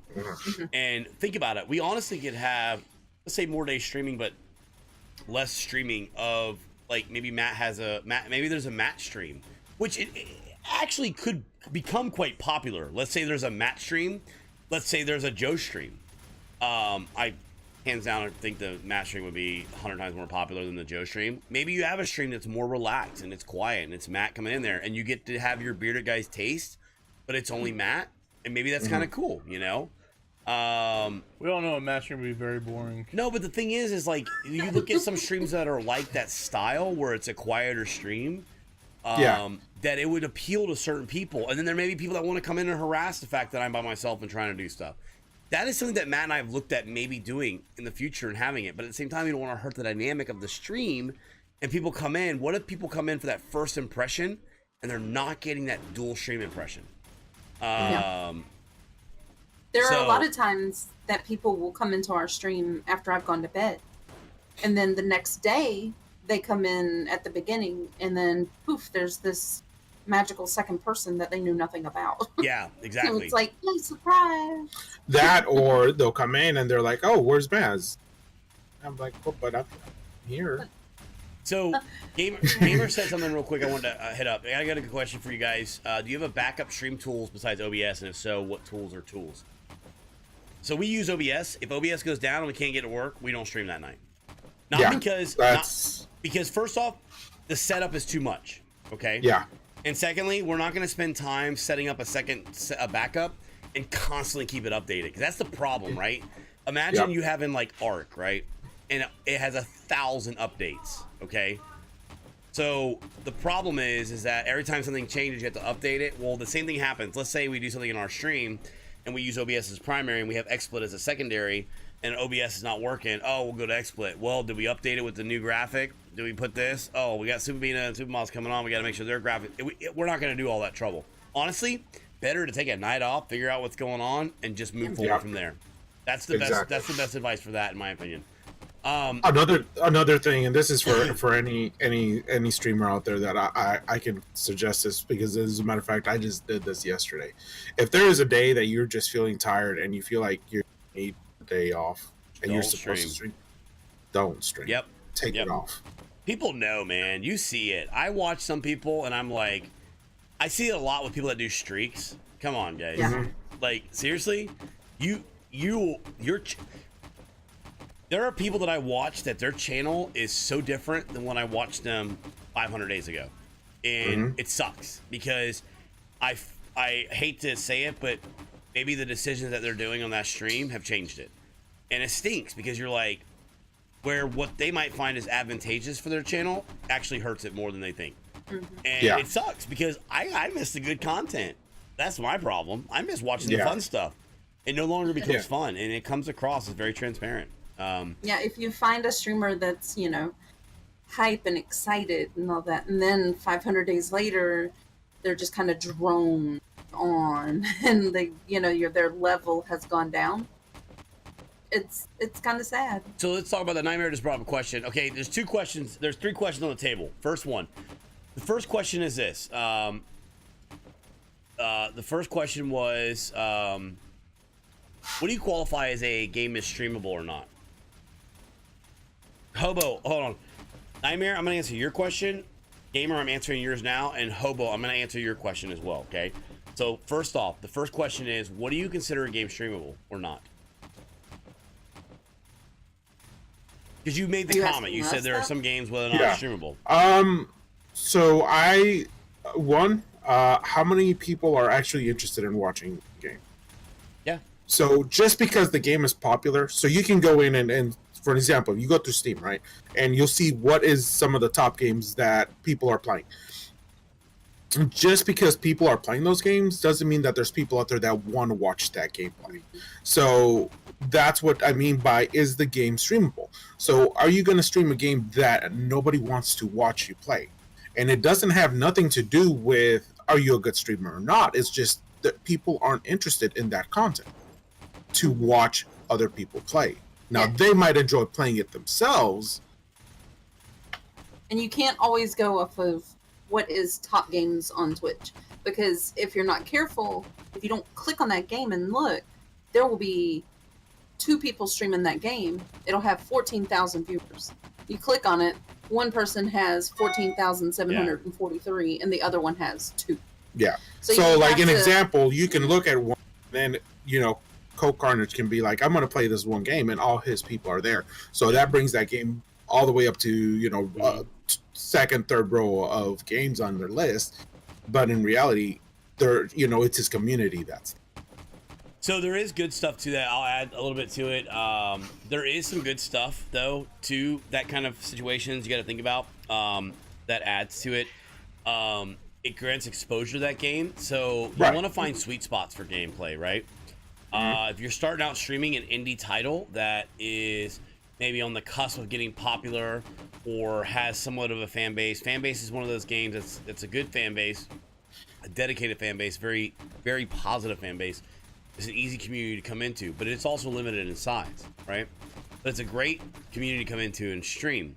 But if you're looking for growth and stuff like that, it's important to realize that there are certain games that you're just not going to grow in. I'll give you a prime example. I love Osiris New Dawn. I think it's a fantastic game. The other night we went to go play it. There was one person streaming to one person. So unless people happen to want to look up Osiris, that thing was on way bottom of the list, okay? The people watching that are our viewers during that stream. You're not going for growth on that stream. And so is it an unplayable game? No. But it makes it more of a challenge to play. And so there are some games that what you might deem as unplayable, we might not deem as unplayable. Because, for example, maybe Supermaz and Subiner make Civilization 5 interesting, and I don't like Civilization. And they make it interesting and have an audience they can build off of it. So it's a very tricky thing. But yeah, there are games that it's not just a black and white. No, it's not. Yeah. But I know exactly what y'all are talking about. And then here's the other thing that, like you were saying, that you guys were playing. You guys went and there was only one person playing it. That also doesn't mean that if you're a streamer, sometimes you need a time. Take a break of the one game you've been playing for so long. So taking that day to play a game you want to play just to kind of relax, it's okay. Yeah.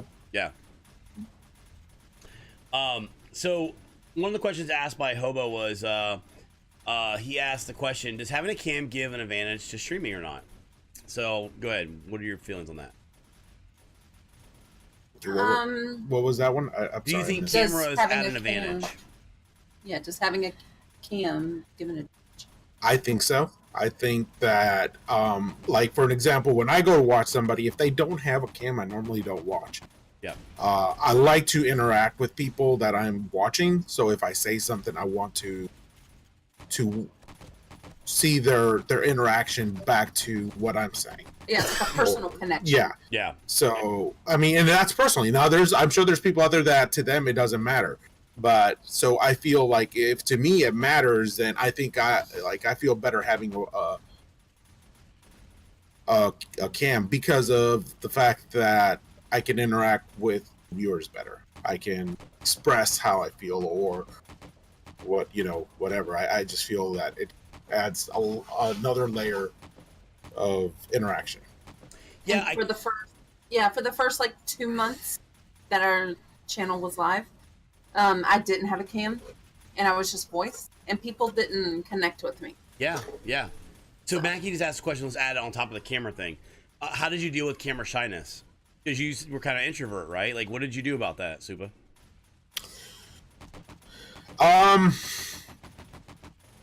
Force myself. Yeah. I try to.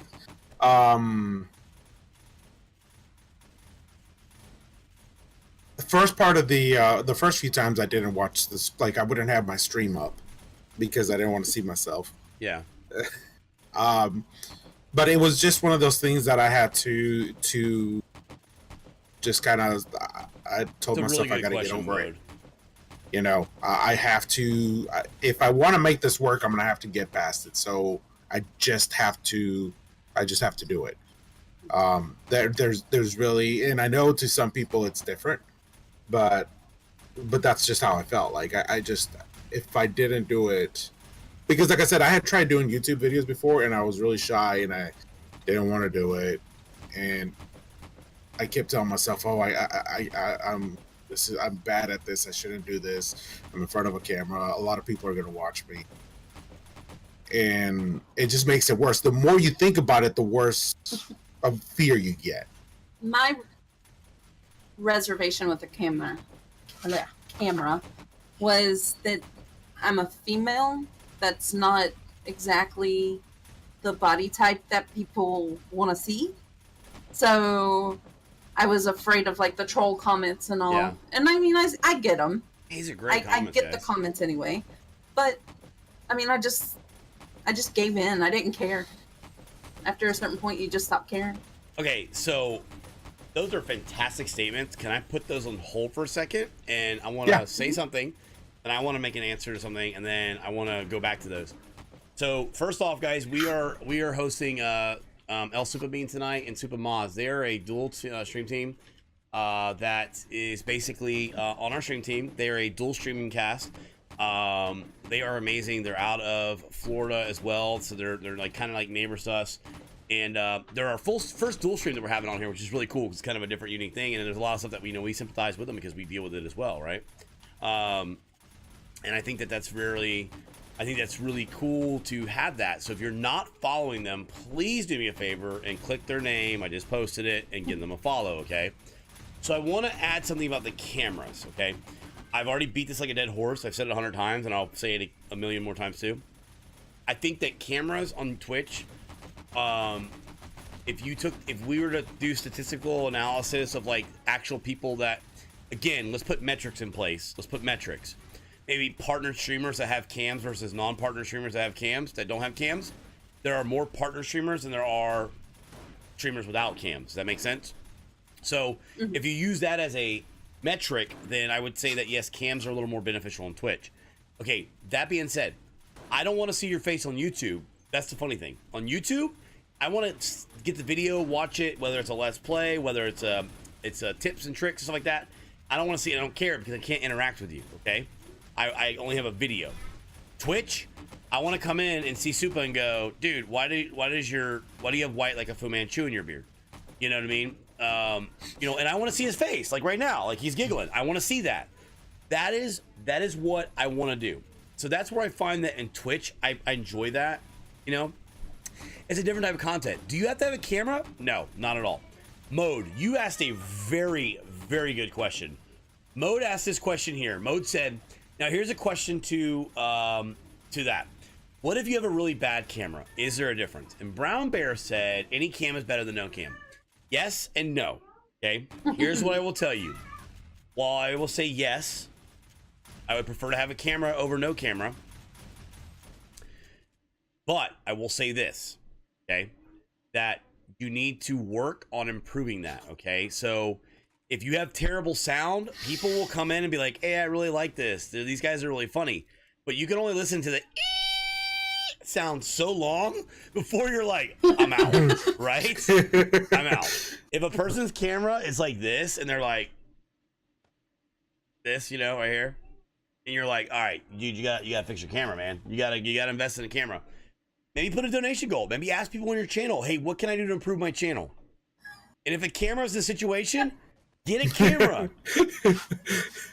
Take a question off, Take a question off as to, to fixing your stuff. But always look to improve it. Matt and I had a terrible, terrible sound issue.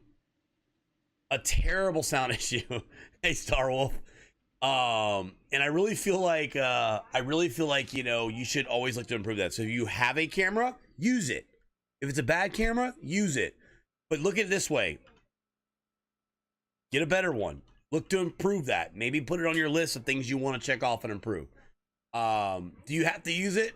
No, you don't have to use it. So, again, it's all preference. And I have not forgotten you guys. I want to talk about the things you guys said when you answer that. But Nightmare asked this question. Do you think 24-hour streams are worth the attention versus the health of the streamer? What do you guys think about 24-hour streams? 24. Okay, here's my. Okay, so I've done 2 24-hour streams since I've been streaming. Yeah. Okay, I think there has to be a good reason if you're gonna do a 24-hour stream. Yeah. People and this is, and again, guys, this is my personal opinion. So, this isn't me saying that these people are wrong for doing what they do, but people that just constantly do 24-hour streams or 48-hour streams and whatnot, it's not something I would ever do. One, I think that it is, I personally can't handle doing it that often. I have to have a good reason to do it. Both 24-hour streams I've done have been for Extra Life. If you're doing it, in my opinion, there has to be a good reason to do it. I don't think, because I watch people that do them all the time, and by the end of that 24-hour stream, you can just tell they're tired. It feels like a slog. Like, yeah, so tired, and it's like if I go to somebody new that is doing a 24-hour stream and I don't know anything about them and they're just doing a 24-hour stream because they want to do a 24-hour stream, I'm not that interested in hanging out there anymore. Now, if it's somebody that I know or they're doing it for a cause, that's different. I will go in there and, if it's a cause that I appreciate or have the money to, I'll donate or whatnot because they're doing it for a cause. And so that's how I feel about 24-hour stream. And like I said, that's just my personal opinion on it. Would I just say randomly, hey guys, I'm going to do a stream? No. Would I say if I get so many follows today, I'm going to do a 24-hour stream? No. I will find a different way to show my appreciation, but not a 24-hour stream. 24-hour streams are like charity. Yeah, so I'm with you on that, Matt. I've done about 2 or 3 24-hour streams, and we've kind of come to the consensus of I think 24-hour streams are cool for like a really special event. I would even almost like challenge people to do 24-hour stream as a group event type thing, right? Where it's like trading off and stuff like that. I know that you guys did that before too. I really find that if you want the honest reality of it, there's very little gain from a 24-hour stream versus, it's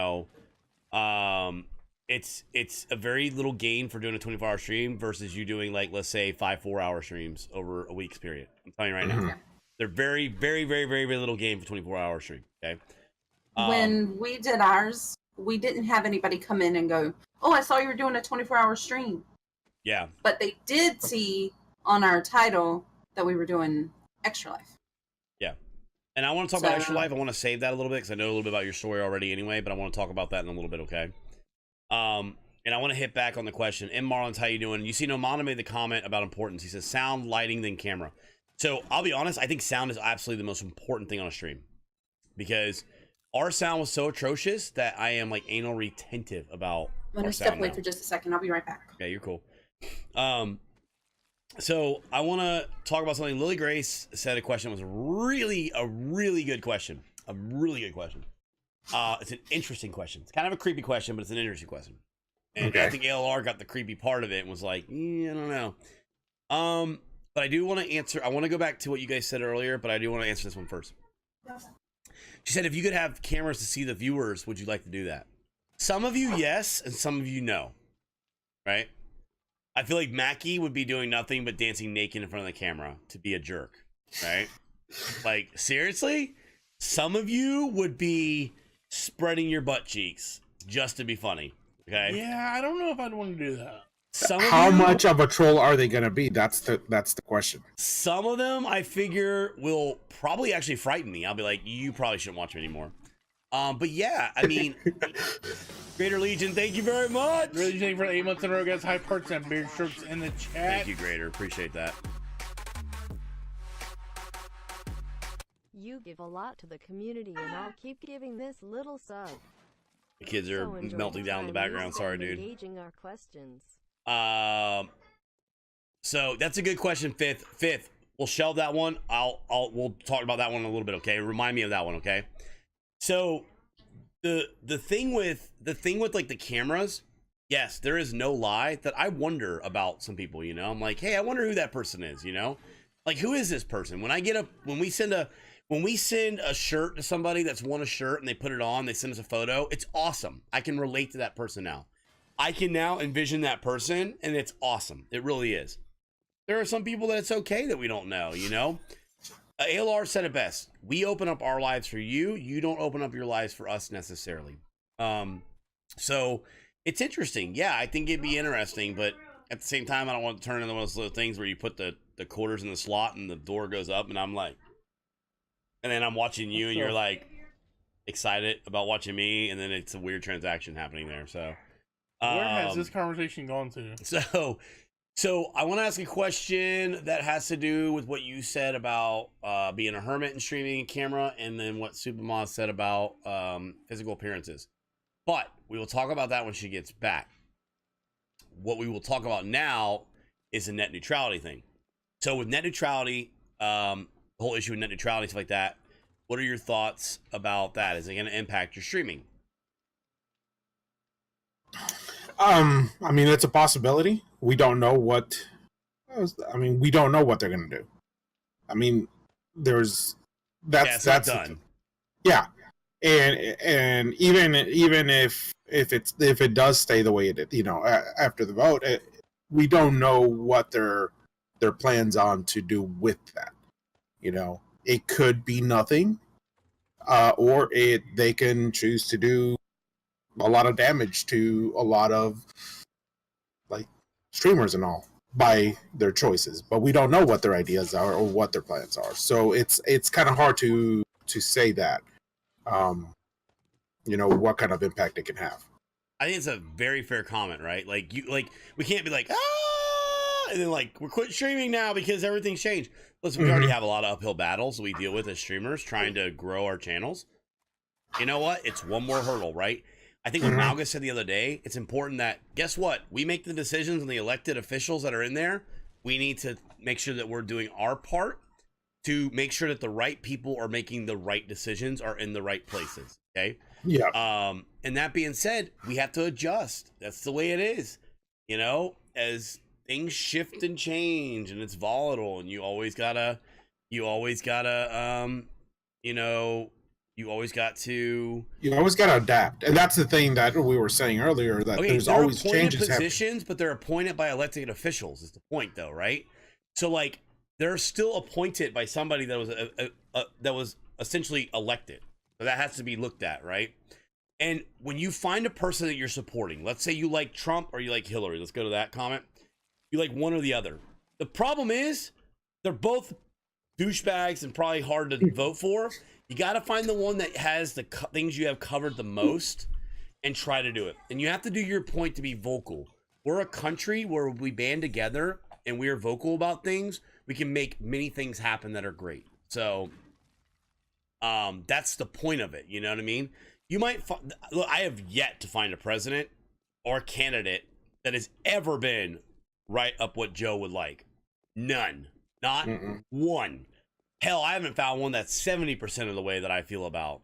I'm never going to find anybody that, you know, that is going to be on the same wavelength as me, right? That's probably a pretty low wavelength. But the point is that you have to like look at the topics that really appeal to you and find out, like, you know, for example, we're in this industry now. It is more important than ever that we are literally, you know, paying attention to the people that affect that and what are their stances on it. So they may not like this one thing, but goddamn, this other thing affects me.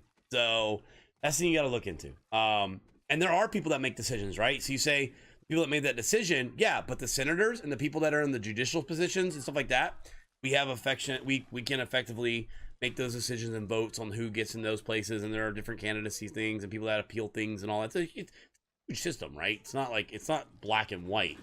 But I think the idea is awareness, right? We can't all just scream and be like, ah! You know, we're going to have to deal with what we got to deal with. So hold on real quick. So now you're both back. I want to ask something real quick. Okay. So the question was this.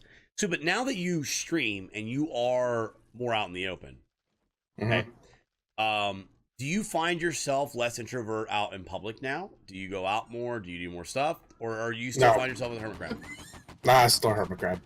I'm the same way though. So I'm the same way though. That's okay. I'm the same way. I was just curious. Yeah. Yeah, I still would rather stay home. And now streaming and talking to people on stream, I'm perfectly fine with that. It doesn't bother me at all. Yeah. But as far as going out in public, I hate it. I you know. And I like going out. So I become like, so I have OCD. We talk about that, and that's actually a really big challenge for me. And because of that, I've gotten to where I've become more introverted when it comes to going out. I've gotten to where I don't want to talk to people. I don't like people out in public. I don't like to talk to people. And it's not the people, it's myself. It's my own problems I deal with. And it's hard. It's challenging. I love getting on here talking. And here's the best part about it. Ask Mackie. When I met Mackie, I was, hey, Mackie, and everything's fine. Because there's like this relationship that I can relate with. And that's why I think part of like Miss B, like, really supports me a lot too, is because she knows that this is something that I feel good in, and it's an element I feel like I belong in, and I like it, and I feel comfortable, and there are people that I can relate to and I can talk to. If I saw you guys out in public, I'd be like, dude, let's go out and get some dinner and hang out, and I would feel like there's things that we could just bullshit and talk about, even if it's not even stream related. We have that connection, and it's okay. Everybody else in the world, I have a hard time talking to, and it's funny because I was in sales for so long, and I actually started to struggle with it further I got into sales. I mean, I was successful and things were good, but it got very, very challenging for me. And that was hard, but I'm a very big introvert. So I was just kind of curious, with you being a little more out in the open, are you that way? Has that changed your outside life as well? But that's cool. Now you brought something up, Super Maz, that first off, I think you're beautiful. And you made the comment about, well, you don't fit the character type, right? Dealing with the troll. And it is hard, right? We banned somebody tonight that came in and said something about, hey, is it 7 days or two fat bearded guys, or whatever. Like, honestly, normally we kind of do some rhetoric back and forth with them, but we're in the middle of doing your thing. I don't really got time for that tonight. So I don't really ban that much. I had the luxury of banning, which was kind of nice. Did it pretty quick. I think Malgus kind of was like, hey, what the hell?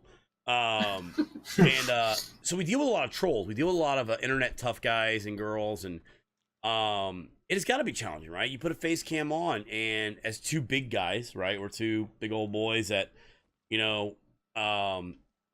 for some reason in this world, there's still a stigma about homosexuality, which is unbelievable. Like the fact that things like racism, homosexuality, and stuff like that still exist is unreal to me. Like, I'm like, what? Yeah, like, it blows my mind. And I get it, because there's cultural differences and there's religious differences that still, the different beliefs are indoctrinated into those beliefs, and it kind of is frustrating, because you're like, okay, I get it, right? Like, at the same, the same time, it's a little frustrating that it still exists. We get that. You guys, hey, you guys lovers? And I'm like, well, okay. So if we were like, yeah, we got married February 23rd. It was a nice reception, He didn't want a peanut butter cake. Well, I figured my birthday would be a good day. I would know. Why not my birthday? Okay, we do sound like a married couple. But the point is, thank you for the bits.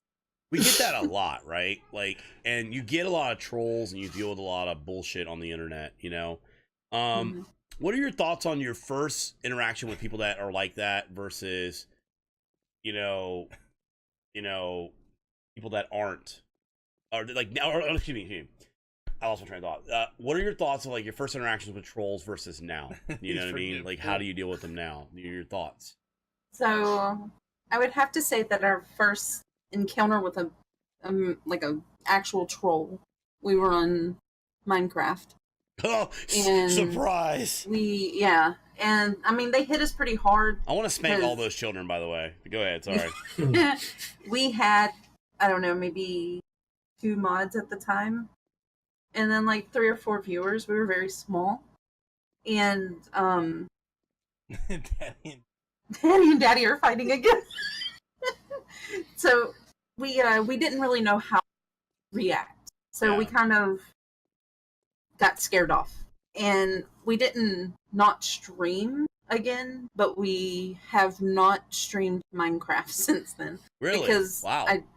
It just kind of ran me off. And I got a bad taste in my mouth. Now, and I was shaking and almost crying, and it was just bad.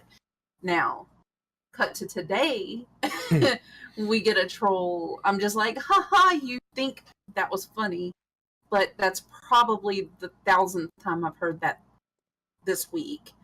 So be original and then try again. And we don't ban right away, because I kind of want to see what they can come back with, and usually they don't come back at all. The only ones that we ban right away are racist, homophobic, anything like that. Now, if it's directed towards me or Supa, then we take it and we run with it. But yeah, so my Totally feelings. I wire.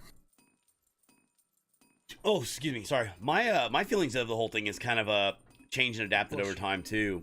Kind of evolved, I guess you could say. You know, when I first got into this, I was like, first off, I really don't understand like the humor behind that trolling, because it's really terrible, right?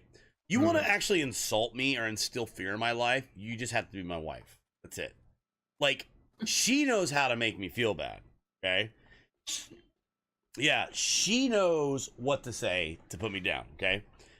Nobody in the chat will say anything that I have not heard or honestly really care about, okay? Right. That's the funny thing.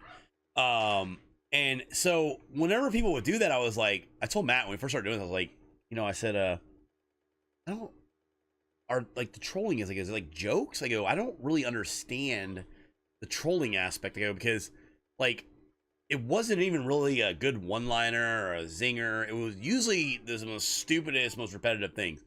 Now, we were also in the Minecraft community for quite a while, and it's really a shame that communities become labeled as toxic, you know, because it's a fun game. It's a fun game. It's great. It does appeal to more children. Okay, first off, there's a lot of adults that play Minecraft. A lot of very successful adults play Minecraft. What I mean by more children is that on Twitch, unfortunately, there is a very large viewership that is a lot of younger children. There are, yes, for those of you that are about to defend it and go, I watch Minecraft, I'm an adult. I get it. I watch Minecraft too. I get it. There are adults, but there are also a lot of children. And unfortunately, they kind of weigh out sometimes. They can say it, and you can tell the kids. You really can. They come in, you're like, oh my, seriously? Like I would sit on you and like, you know, you would really learn quickly. I bet you would, fat boy. But it's like, you know, so at first we kind of evolved, right? First I was like, what? And got like, where did that guy come up with that? I've had a couple trolls that have said some kind of funny things, and I'm like, oh, I gotta give you credit. That actually was kind of clever. But after doing this for a while, we kind of get just tired of it, you know? But I got to the point where Matt and I kind of go back and forth now with the trolls, and we're like, hey, and we'll kind of give it to them a little bit. But I also noticed that the problem with that is that kind of gets your community riled up, because your community will really defend you too. I'm sure Asami would definitely let somebody know and have a piece of their, you know, her mind if they came in and said something with you. And sometimes she's had fun a couple of times. And the thing is, what I've noticed about that, like, this is the other evolution of like my thought process on it. I've actually kind of getting to the point where, you know what, I'm just gonna ban them out and get rid of them to begin with, because I've kind of learned. I've seen where some people get defensive of us, which is fantastic. I also find that also is not so great too. You know, I kind of just want to move past it. If a person comes in here and says that, I don't want to waste the people's time to having to defend us, and I don't want to really waste the time of like ourselves too. You know. When we first started out, we ran into this problem where we really like, you have 5 people in your channel. That person comes in and you're like, and them be a cool guy, you know, maybe they're actually having a bad day, and they were going to convert them. And that's the way Matt and I used to look at it. We used to try to be like, we can convert you to like us, you know? And unfortunately now I've gotten to where, yeah, I kind of don't want to feed the trolls too much anymore, and just kind of just move on, you know? No offense, but it's really their loss. It's their loss, not for us. It's their loss for the community. You come into this community with all these people that are so cool and so nice and so helpful, and you can get tips, and people are willing to help you out. You know what? Like, you can't get that a lot of places. So if a person comes in and is like, well, then who cares? Just get rid of them, because you know what? They don't deserve to be around the people that are in the channel that are awesome. I admire you streaming, putting yourself out there. If I was younger than I am now, I might consider it, but now I know how rough the internet people be. When if I was younger, then I would take it very hard. Hey, you know what, Ravenheart? I'm gonna tell you something, man. Very endearing. I actually like older streamers. I find that I prefer the older streamers. Malgus, right? It's cute. He has a little walker and he streams. And when he does his IRL streams, you know, he can turn literally a walk around the cafeteria into a 4-hour stream. And I mean, him eating his little Jello cups, his little pudding cups. You know, he's got them, and he's like, it's so cute. He gets it all over his chin. I love it. Anyways, it's really sad though when they bring in like his nighttime meds though. Raven, you know what though? Like what you're saying, and I completely understand. But you know what? Supa at 1.2 wasn't really keen on it and didn't want to do it, and Moz pushed him. And Supa, do you regret starting streaming? Not at all. See what I'm Not saying? at all. You see what I'm saying, Raven? You never know. You might find it to be the most exhilarating adventure you ever go in your entire life. Like seriously, It's fun. It's a lot of fun. It can be stressful, but it's a lot of fun. Yeah, you might find it to be one of the greatest adventures you've ever been on. Anyone want to help us Farm Sim? I bet no one will help me. We're gonna play Farm Sim. I think it's funny you bring up walkers with Malgus, considering I actually have them. Well, it was, you know, go you or Malgus. Malgus usually my go-to with the walkers, so oddly BG doesn't need a lot of defense. Yeah, we don't, you know, luckily, Malgus, we're pretty lucky we don't get a lot of trolls too, you know. It's funny, I don't know if we just don't really hang around a lot of games that have like those troll type communities as much. I've been really fortunate, you know, in that sense to have that. But what's next? What's big adventures for you guys? I mean, okay, 1 year. You got your 1 year coming up. What's Yeah. Okay? Yeah. Hey, Zalrock, what's up, man? You know, we haven't even talked about what we're gonna do. I know we did say we're gonna be doing a longer stream than normal. Yeah. Not a 24-hour. But not a 24-hour. 23. No. 23.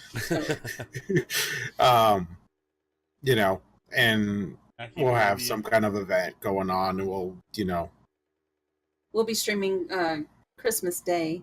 And we'll be doing games and we'll be doing and stuff giveaways that for day, too. Christmas, and I'll have a white beard and my Santa hat and everything else. So Wait a minute, Santa's Spanish? He could be. How do you know? So let me ask you this. You guys, hang on. Let me think. Hold on. Let me think. Literally, my mind just went blank with the next question I was going to ask you guys, like right now. This is hey, okay. Sounds like me. No, what do you guys like to do outside of streaming? Whoa! As a couple. Leap. Give me the details. Yes. Sex. My wife said sex. I have to go. Hey, were you talking to me? You said the key word. Sex. We don't even have like a fun word anymore. It's just literally just it's straight to the chase. That is the Q word now. The Q word is sex, and I'm like, yep, got it right here. Let's go. He never hears it. That's why he's so excited. What do you guys like to do? If we can, we'd like to go over to our only friends we have, Asami's family. All right, well, I have Matt come over. He's my only friend, so. And We play Pathfinder. yeah, we'll go and play Pathfinder, or just hang out, or sit at home and just relax, you know, if that's ever a thing, you know. But so you guys like playing Pathfinder, like cards and stuff like that, right? Like hobbies, like It's like D&D. it's like yeah, D&D, it's like D&D. right? Yeah. Okay. I was thinking Magic. I don't know why I was thinking Magic. You guys like shows, or you guys watch like TV together? Like me and Miss B, like our time is we do like, you know, we watch like a show. We have a show that we watch, and that's really what we do for our time together. That's like dealing with kids and stuff like that. Wrestling. You like to wrestle with each other? Whoa! No. Watch wrestling. Oh, like real wrestling. PG-13. Well, kind of real wrestling. I mean, real and wrestling shouldn't go together, but we live in Tampa, obviously, you know, guy, we have all the big wrestlers down in this area, this neck of the woods, it seems like. At least they all come here to die. But so you guys like to do you guys like to watch wrestling and stuff like that. That's pretty cool. That's awesome. Hold on real quick. hang on. How often is too often stream? 7 days, 6 days? Does it matter? So Matt and I were streaming 20 hours when we got partnered. I don't think that it's really the amount of streaming. I think quality over quantity, right? So I would tell you, and I've been saying this, to take, if you stream 6 days a week, take 1 day off, spend that day only inside of people's channels, networking. Don't actually stream. Just spend that 6 days networking. It's better for your channel. I'm very proud, Dollar Rock. I need to see a photo. Taker and Finn Balor. See, so we got into wrestling for a little bit, and then we kind of got out of it, and not really been in it too much. You know, the kids, they like it. The problem I have with wrestling is just like so much of it. It's like, you know, like 8 hours of it a week. You know, between like SmackDown and I'm like, I can't keep up with the stuff happening. And Hulu has the short version of them. Man, I don't have enough time to watch my regular programs like Save Wrestling Children and All My Life. On the wrestling theme, really quick though. Yeah. The little bean, our emote, he may look like a super healer or super. He's like a luchador Hero. Yeah. He's actually a little luchador. That's cool. I like that. Do you feel like streaming has brought you closer together, and when arguments do pop up on the stream, come a good tool, break the ice, and get conversation going again? Yeah, we actually talked about them like arguing or like having like problems like on stream and stuff like that. But do you feel like streaming has brought you guys closer together? That's a good question. That's a personal question. It's a good question. I mean, I don't know if it's brought us closer together. It hasn't pushed us further apart. I mean, you guys are all up in each other's face all the time. How does that work out? Yeah. Okay, so here's the thing. To go a little personal. After we got married, we hit financial strife, and we moved. Isn't that a normal step? Yeah. I feel like it's normal.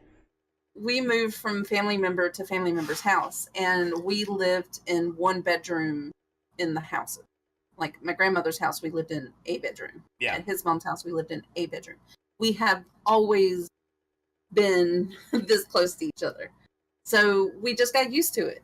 And now we own a home with 3 bedrooms, but guess what? We only use this room. And then he streams overnight and I'm sleeping. And then when I get up to go to work, he ends the stream and he goes to bed. Yeah. So, you know, when we're streaming, we're together. So yeah, I guess it has brought us closer together, but I don't know. It still feels the same.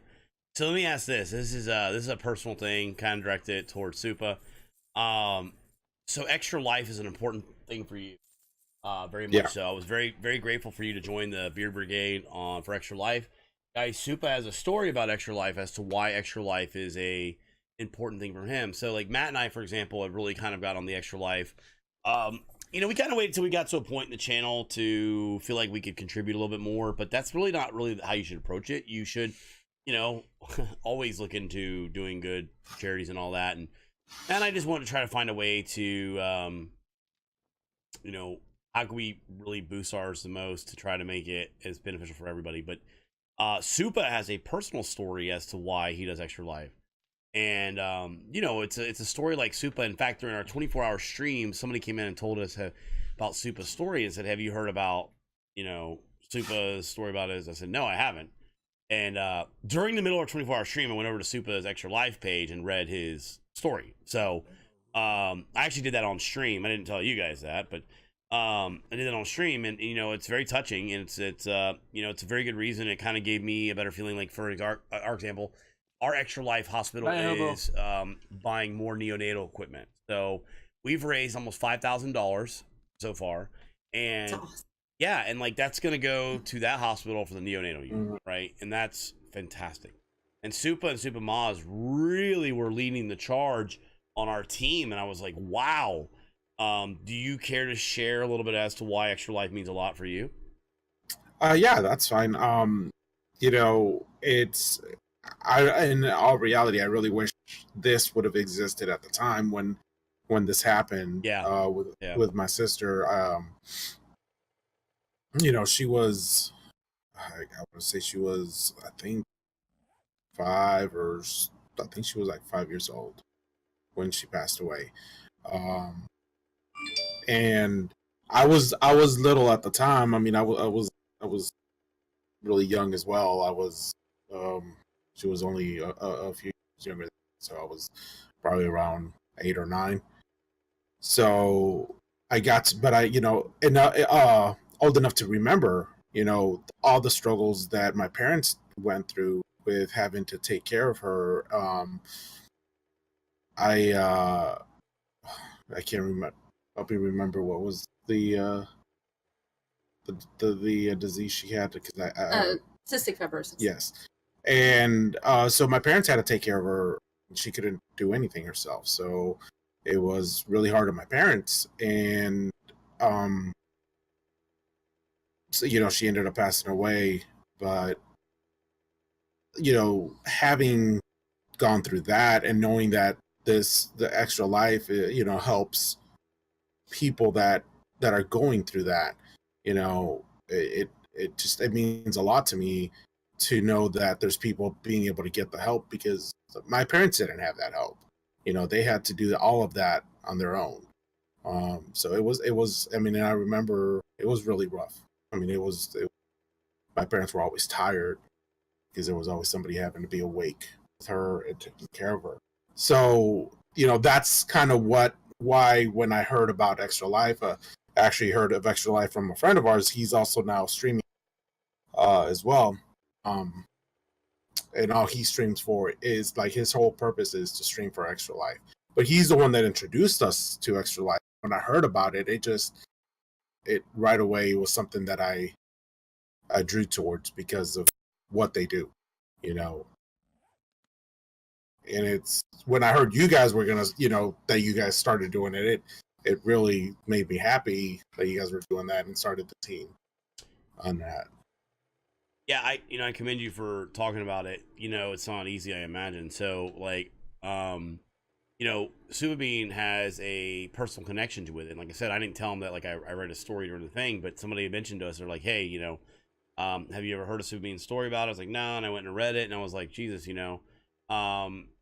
helps to reinforce the reasons that you're supporting charity type things and why it's a big deal. We donated our proceeds from the month of November for our bits to it. And the reality of it is like, hey guys, if you can donate to us, now's the time to do it. There are so many good things that come out of it, like the hashtag charity with Twitch, stuff like that. And it's hard, right? As casters, we have a community, and it's a small community, but our community has proven to be so goddamn powerful, right? Like, I mean, the things that you guys have done and made happen, like between like getting people up with their hardware, and the donations that you guys do, when it comes to charity drives, is huge. And so when we decided we wanted to do a lot more charity stuff, is an important thing to us. It really was. Matt and I want to get involved actually on a local level ourselves and go to the hospitals, stuff like that.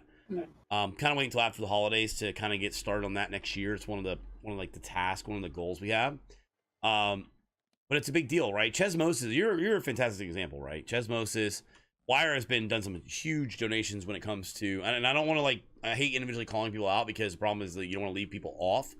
There's people that have done stuff, but I want to give an example. Wire's done some really big stuff for the charity things, and Chesmosis literally does, hold on a second. Literally does bits every single day, and they add up. Chesmosis, they add up every single day, and it means a tremendous amount. And for Super to have that personal connection, I don't know if I've ever told this story, and I may have told this story before, but I have something too that I didn't even think about that really correlates to Extra Life that means a tremendous amount. And I think back on it and I go, Super had a direct connection. The fact that had a program like Extra Life been around, maybe things would have been easier for his family, and his family and his parents. And it maybe would have changed their perspective. And I think, though, that Supa also has a terrific perspective because of what his sister went through and what his family went through. And I think that, if anything, he's an inspiration to us. And if Bearded Guys Gaming can continue to push and we can inspire other people, and then it just chains, and look at that you were a link in a huge chain. And had you not been that link, how long would that chain have been, and how strong would it have been? And so that's very commendable. But when I was growing up, I actually had to Google it, which is a little embarrassing. I couldn't remember, but there's meningitis, and my cousin and I were about, I think about 3 years old, 3 or 4 years old. And my aunt and my mom were very close, very, very close. We were always together. And we both contracted meningitis. But I can't remember which one I had. I had viral, she had bacterial. And she passed away. And my aunt resented me for a very, very long time because I had viral and her daughter had died. It was her first child.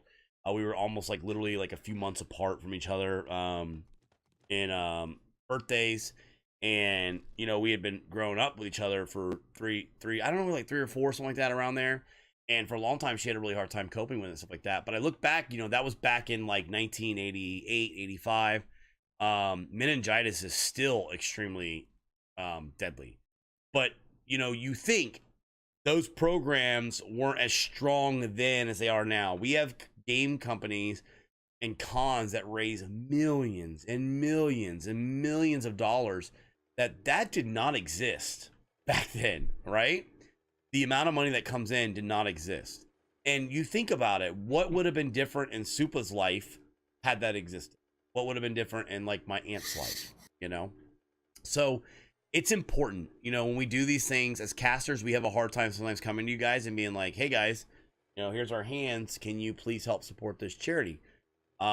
It's tough. It's tough because you feel like you're going to the same water hole and you feel terrible about it, but it's important.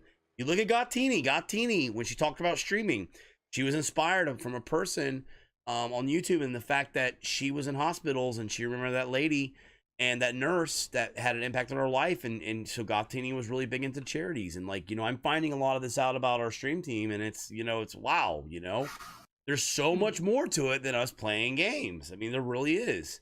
And the power you guys as viewers have, as a community, as other streamers have, you have such a power to make so many good things happen in this world. You know, we have to really take advantage of that. You know, and here that you were saying that as viewers, they have so much, you know, that they bring to it. It's like, you know, I've had people say, "Oh, wow, you raised, you know, this much money on Extra Life," and I'm like, you know, well, I started the event and I did a 24-hour stream. It wasn't me that raised that money.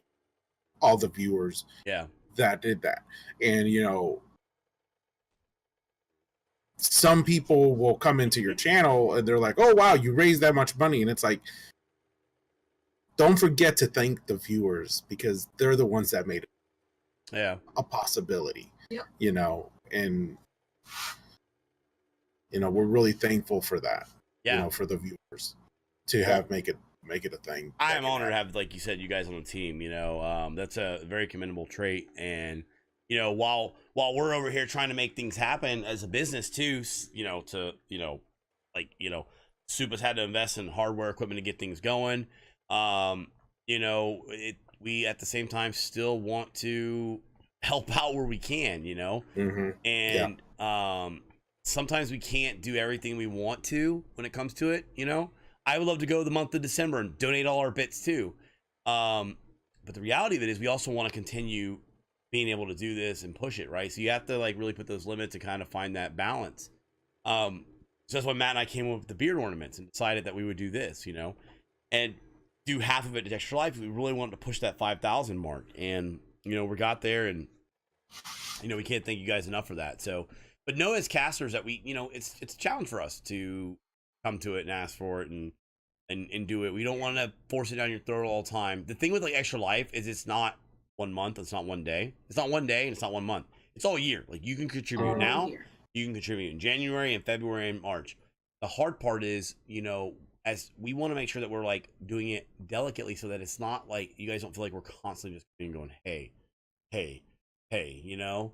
And it's hard. It's really hard. Imagine these organizations that's all they operate off of is the donations, you know. That's all they do is ask for, hey, can you guys help out, you know. My wife ended up with cancer our 2nd year of marriage. She had to go through surgeries that left my wife and I unable to have children. Well, the doctor said we're almost right about that. After 14 years, my wife ended up pregnant. These charities mean so much to me. I wish I could afford to donate more. No, and like Wire, you're one of the very big contributors. So Wire has been known to a lot of his biggest contributions that come during the charities, you know.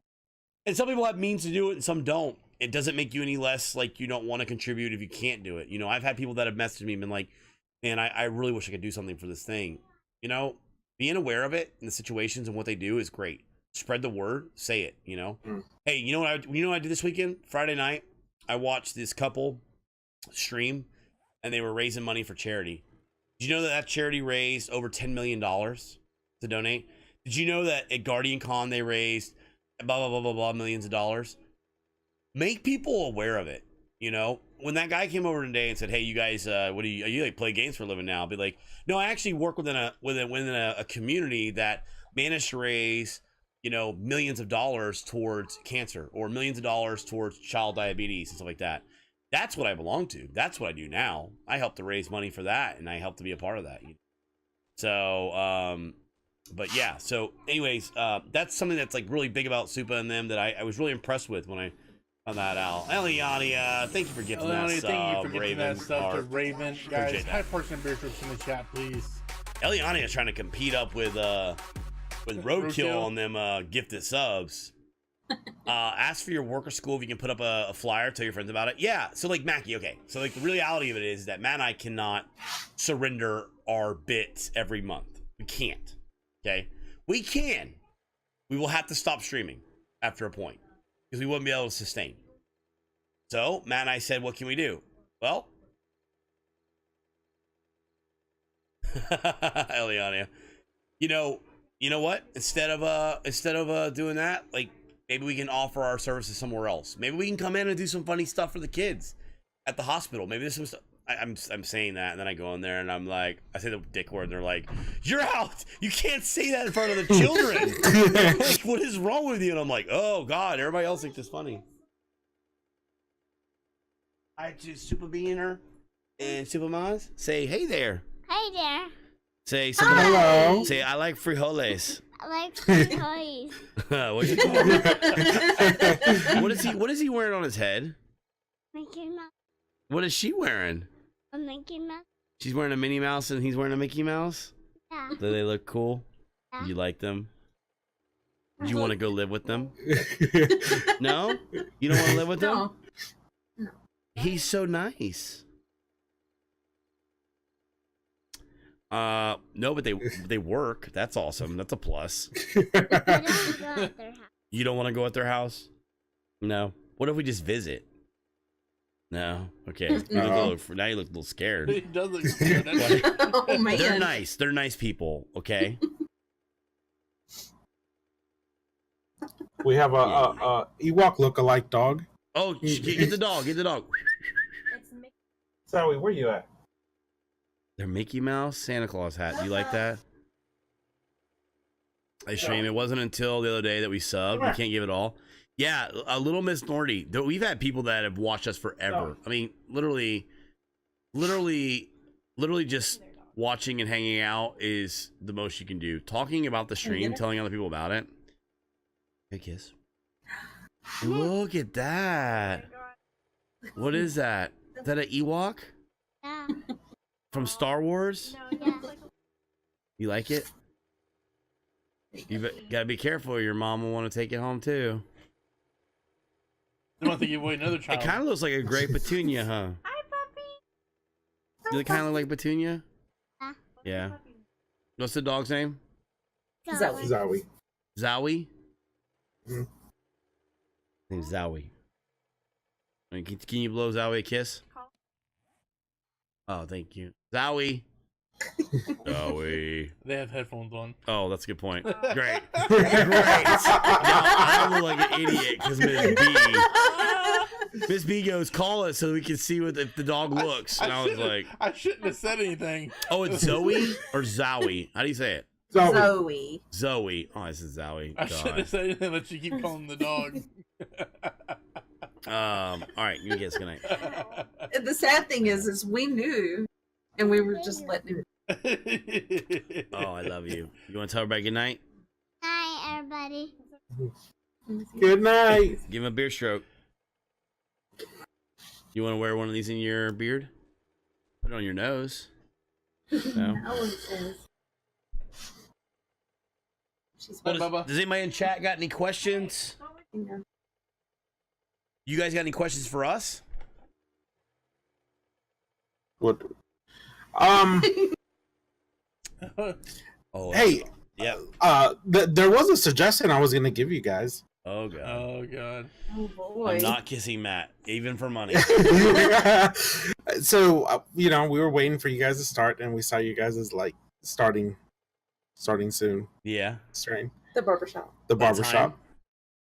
time? How about make the Barber pole. the barber pole spin. Yes. So that's in the reworks. We're working on that. So when we originally designed that, okay, just to let you guys know, a couple things. So we originally designed that. The idea behind it was the barber pole was going to flash and spin. The sign was going to go on and off. And the idea of the sign is that the sign goes on, goes off, and when it ended up staying on, it's on for good. And then at the top, I actually want to put a marquee so that the music that's playing scrolls on the marquee. Oh, that'd be cool. You guys remember that whole question earlier about there anything you procrastinate and don't get around to yet? Mhm. Nailed it.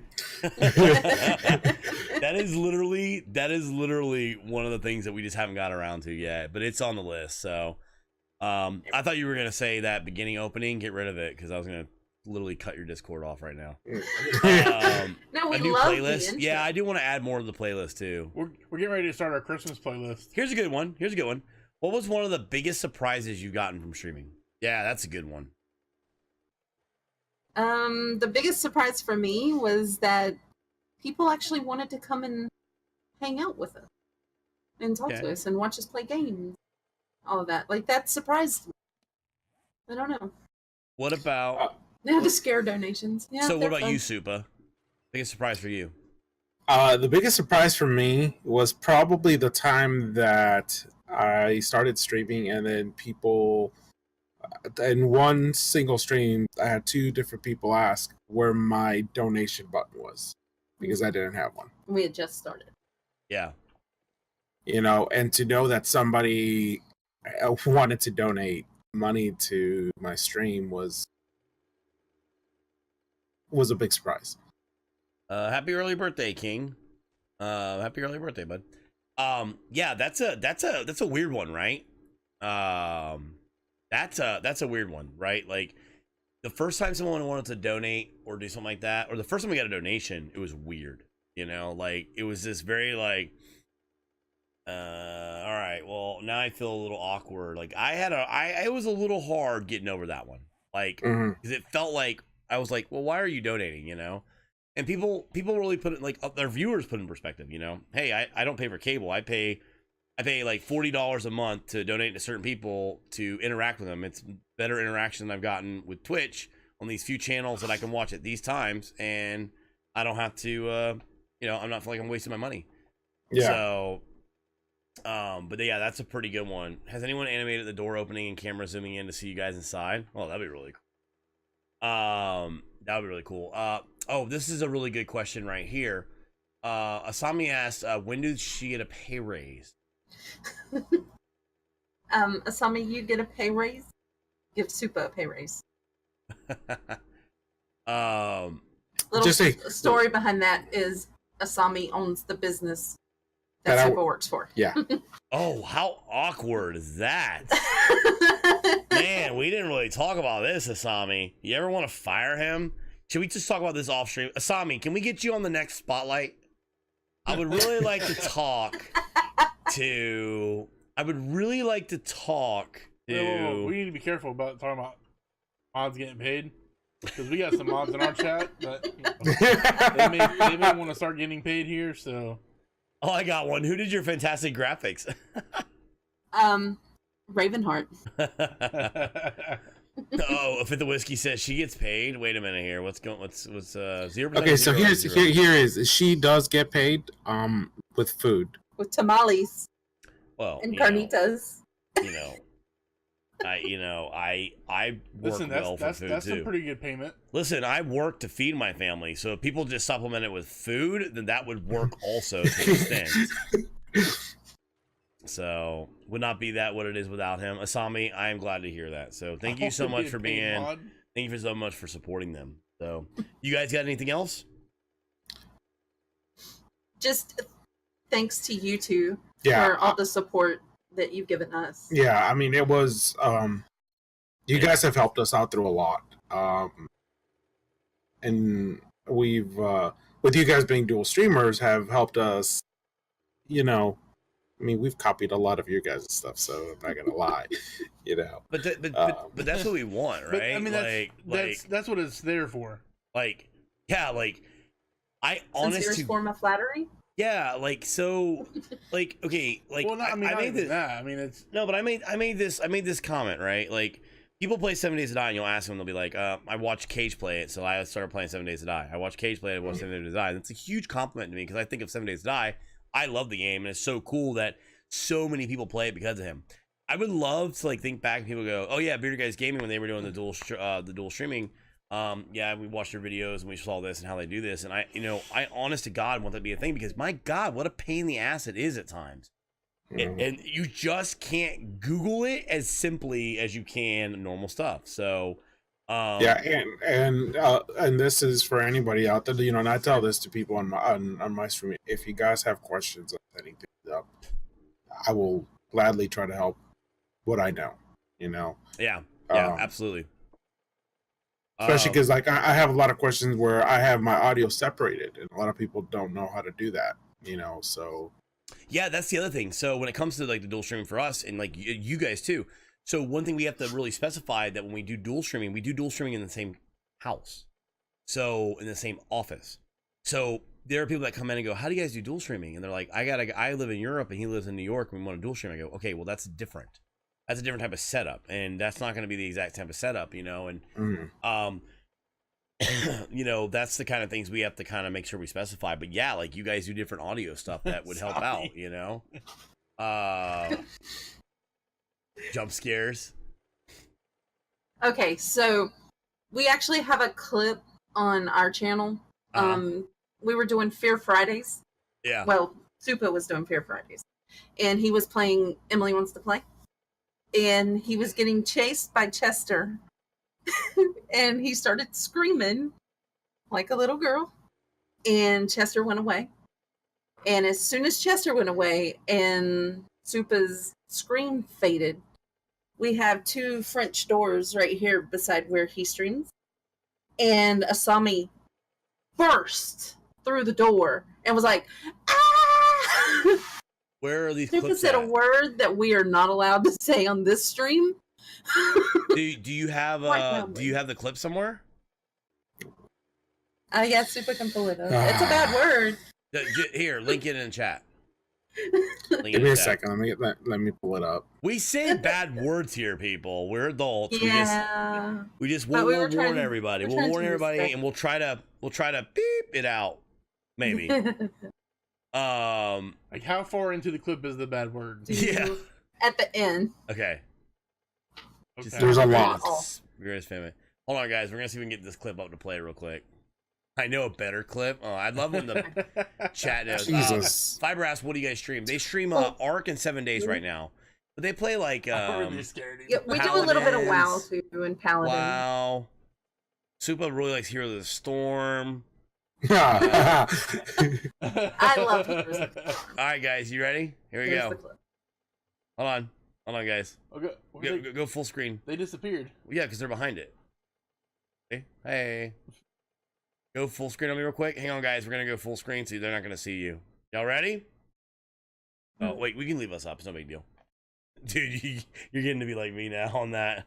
It's hard, dude, because you hit that button and you just like it. You put a big red X on it. All right. Take it off. 1, 2, 3. Thank you for that follow. Here's some friolis.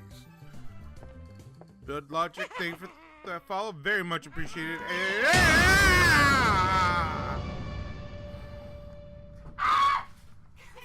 Holy fuck!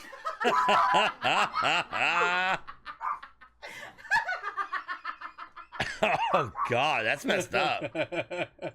Listen, I feel okay saying this. Okay. Oh, that's creepy. You guys are really big behind us.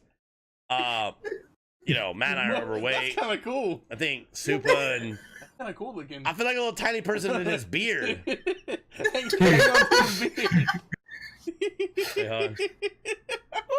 big boy, take me for a ride. Let me pick your nose for you. Come here.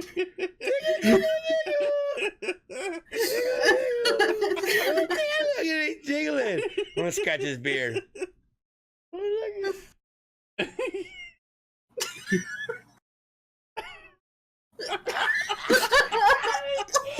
All right.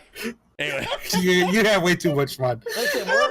Listen, Supa and us, we're all a little overweight. Little heart attacks might kill us. It's not funny and somebody dies. But a jump scare, you guys are not gonna laugh about it. So I feel like we're in a Willy Wonka movie. Eliania, I'm not. I feel like we're in a Willy Wonka. I am not. You put your hand up and wiggle. Oh, that's a good point. Yeah, you might honk instead of wiggle. So at least you got to be in hers. I had to be in his beard. Hey, this. So, all right, guys. Well, we appreciate y'all being on here, guys. If you are not following El Super Bean and Super Maz, you guys are literally missing out. Seriously. So. Make sure you guys drop them a follow and go check them out. That's not funny, man. Have you guys seen this one? Hold on. What is this? There we go. We really have to figure out how we want to like mount it. Yeah, that's a big thing. Right now. Hold on, go to the full screen. Oh god. Oh, God. Is it full screen? Oh, it is full screen. We really have to figure out how we want to like mount it. Yeah, that's a big thing right now. Ah, babe, fuck you. God damn it. It's not funny. I just said a bad word round 3. God damn.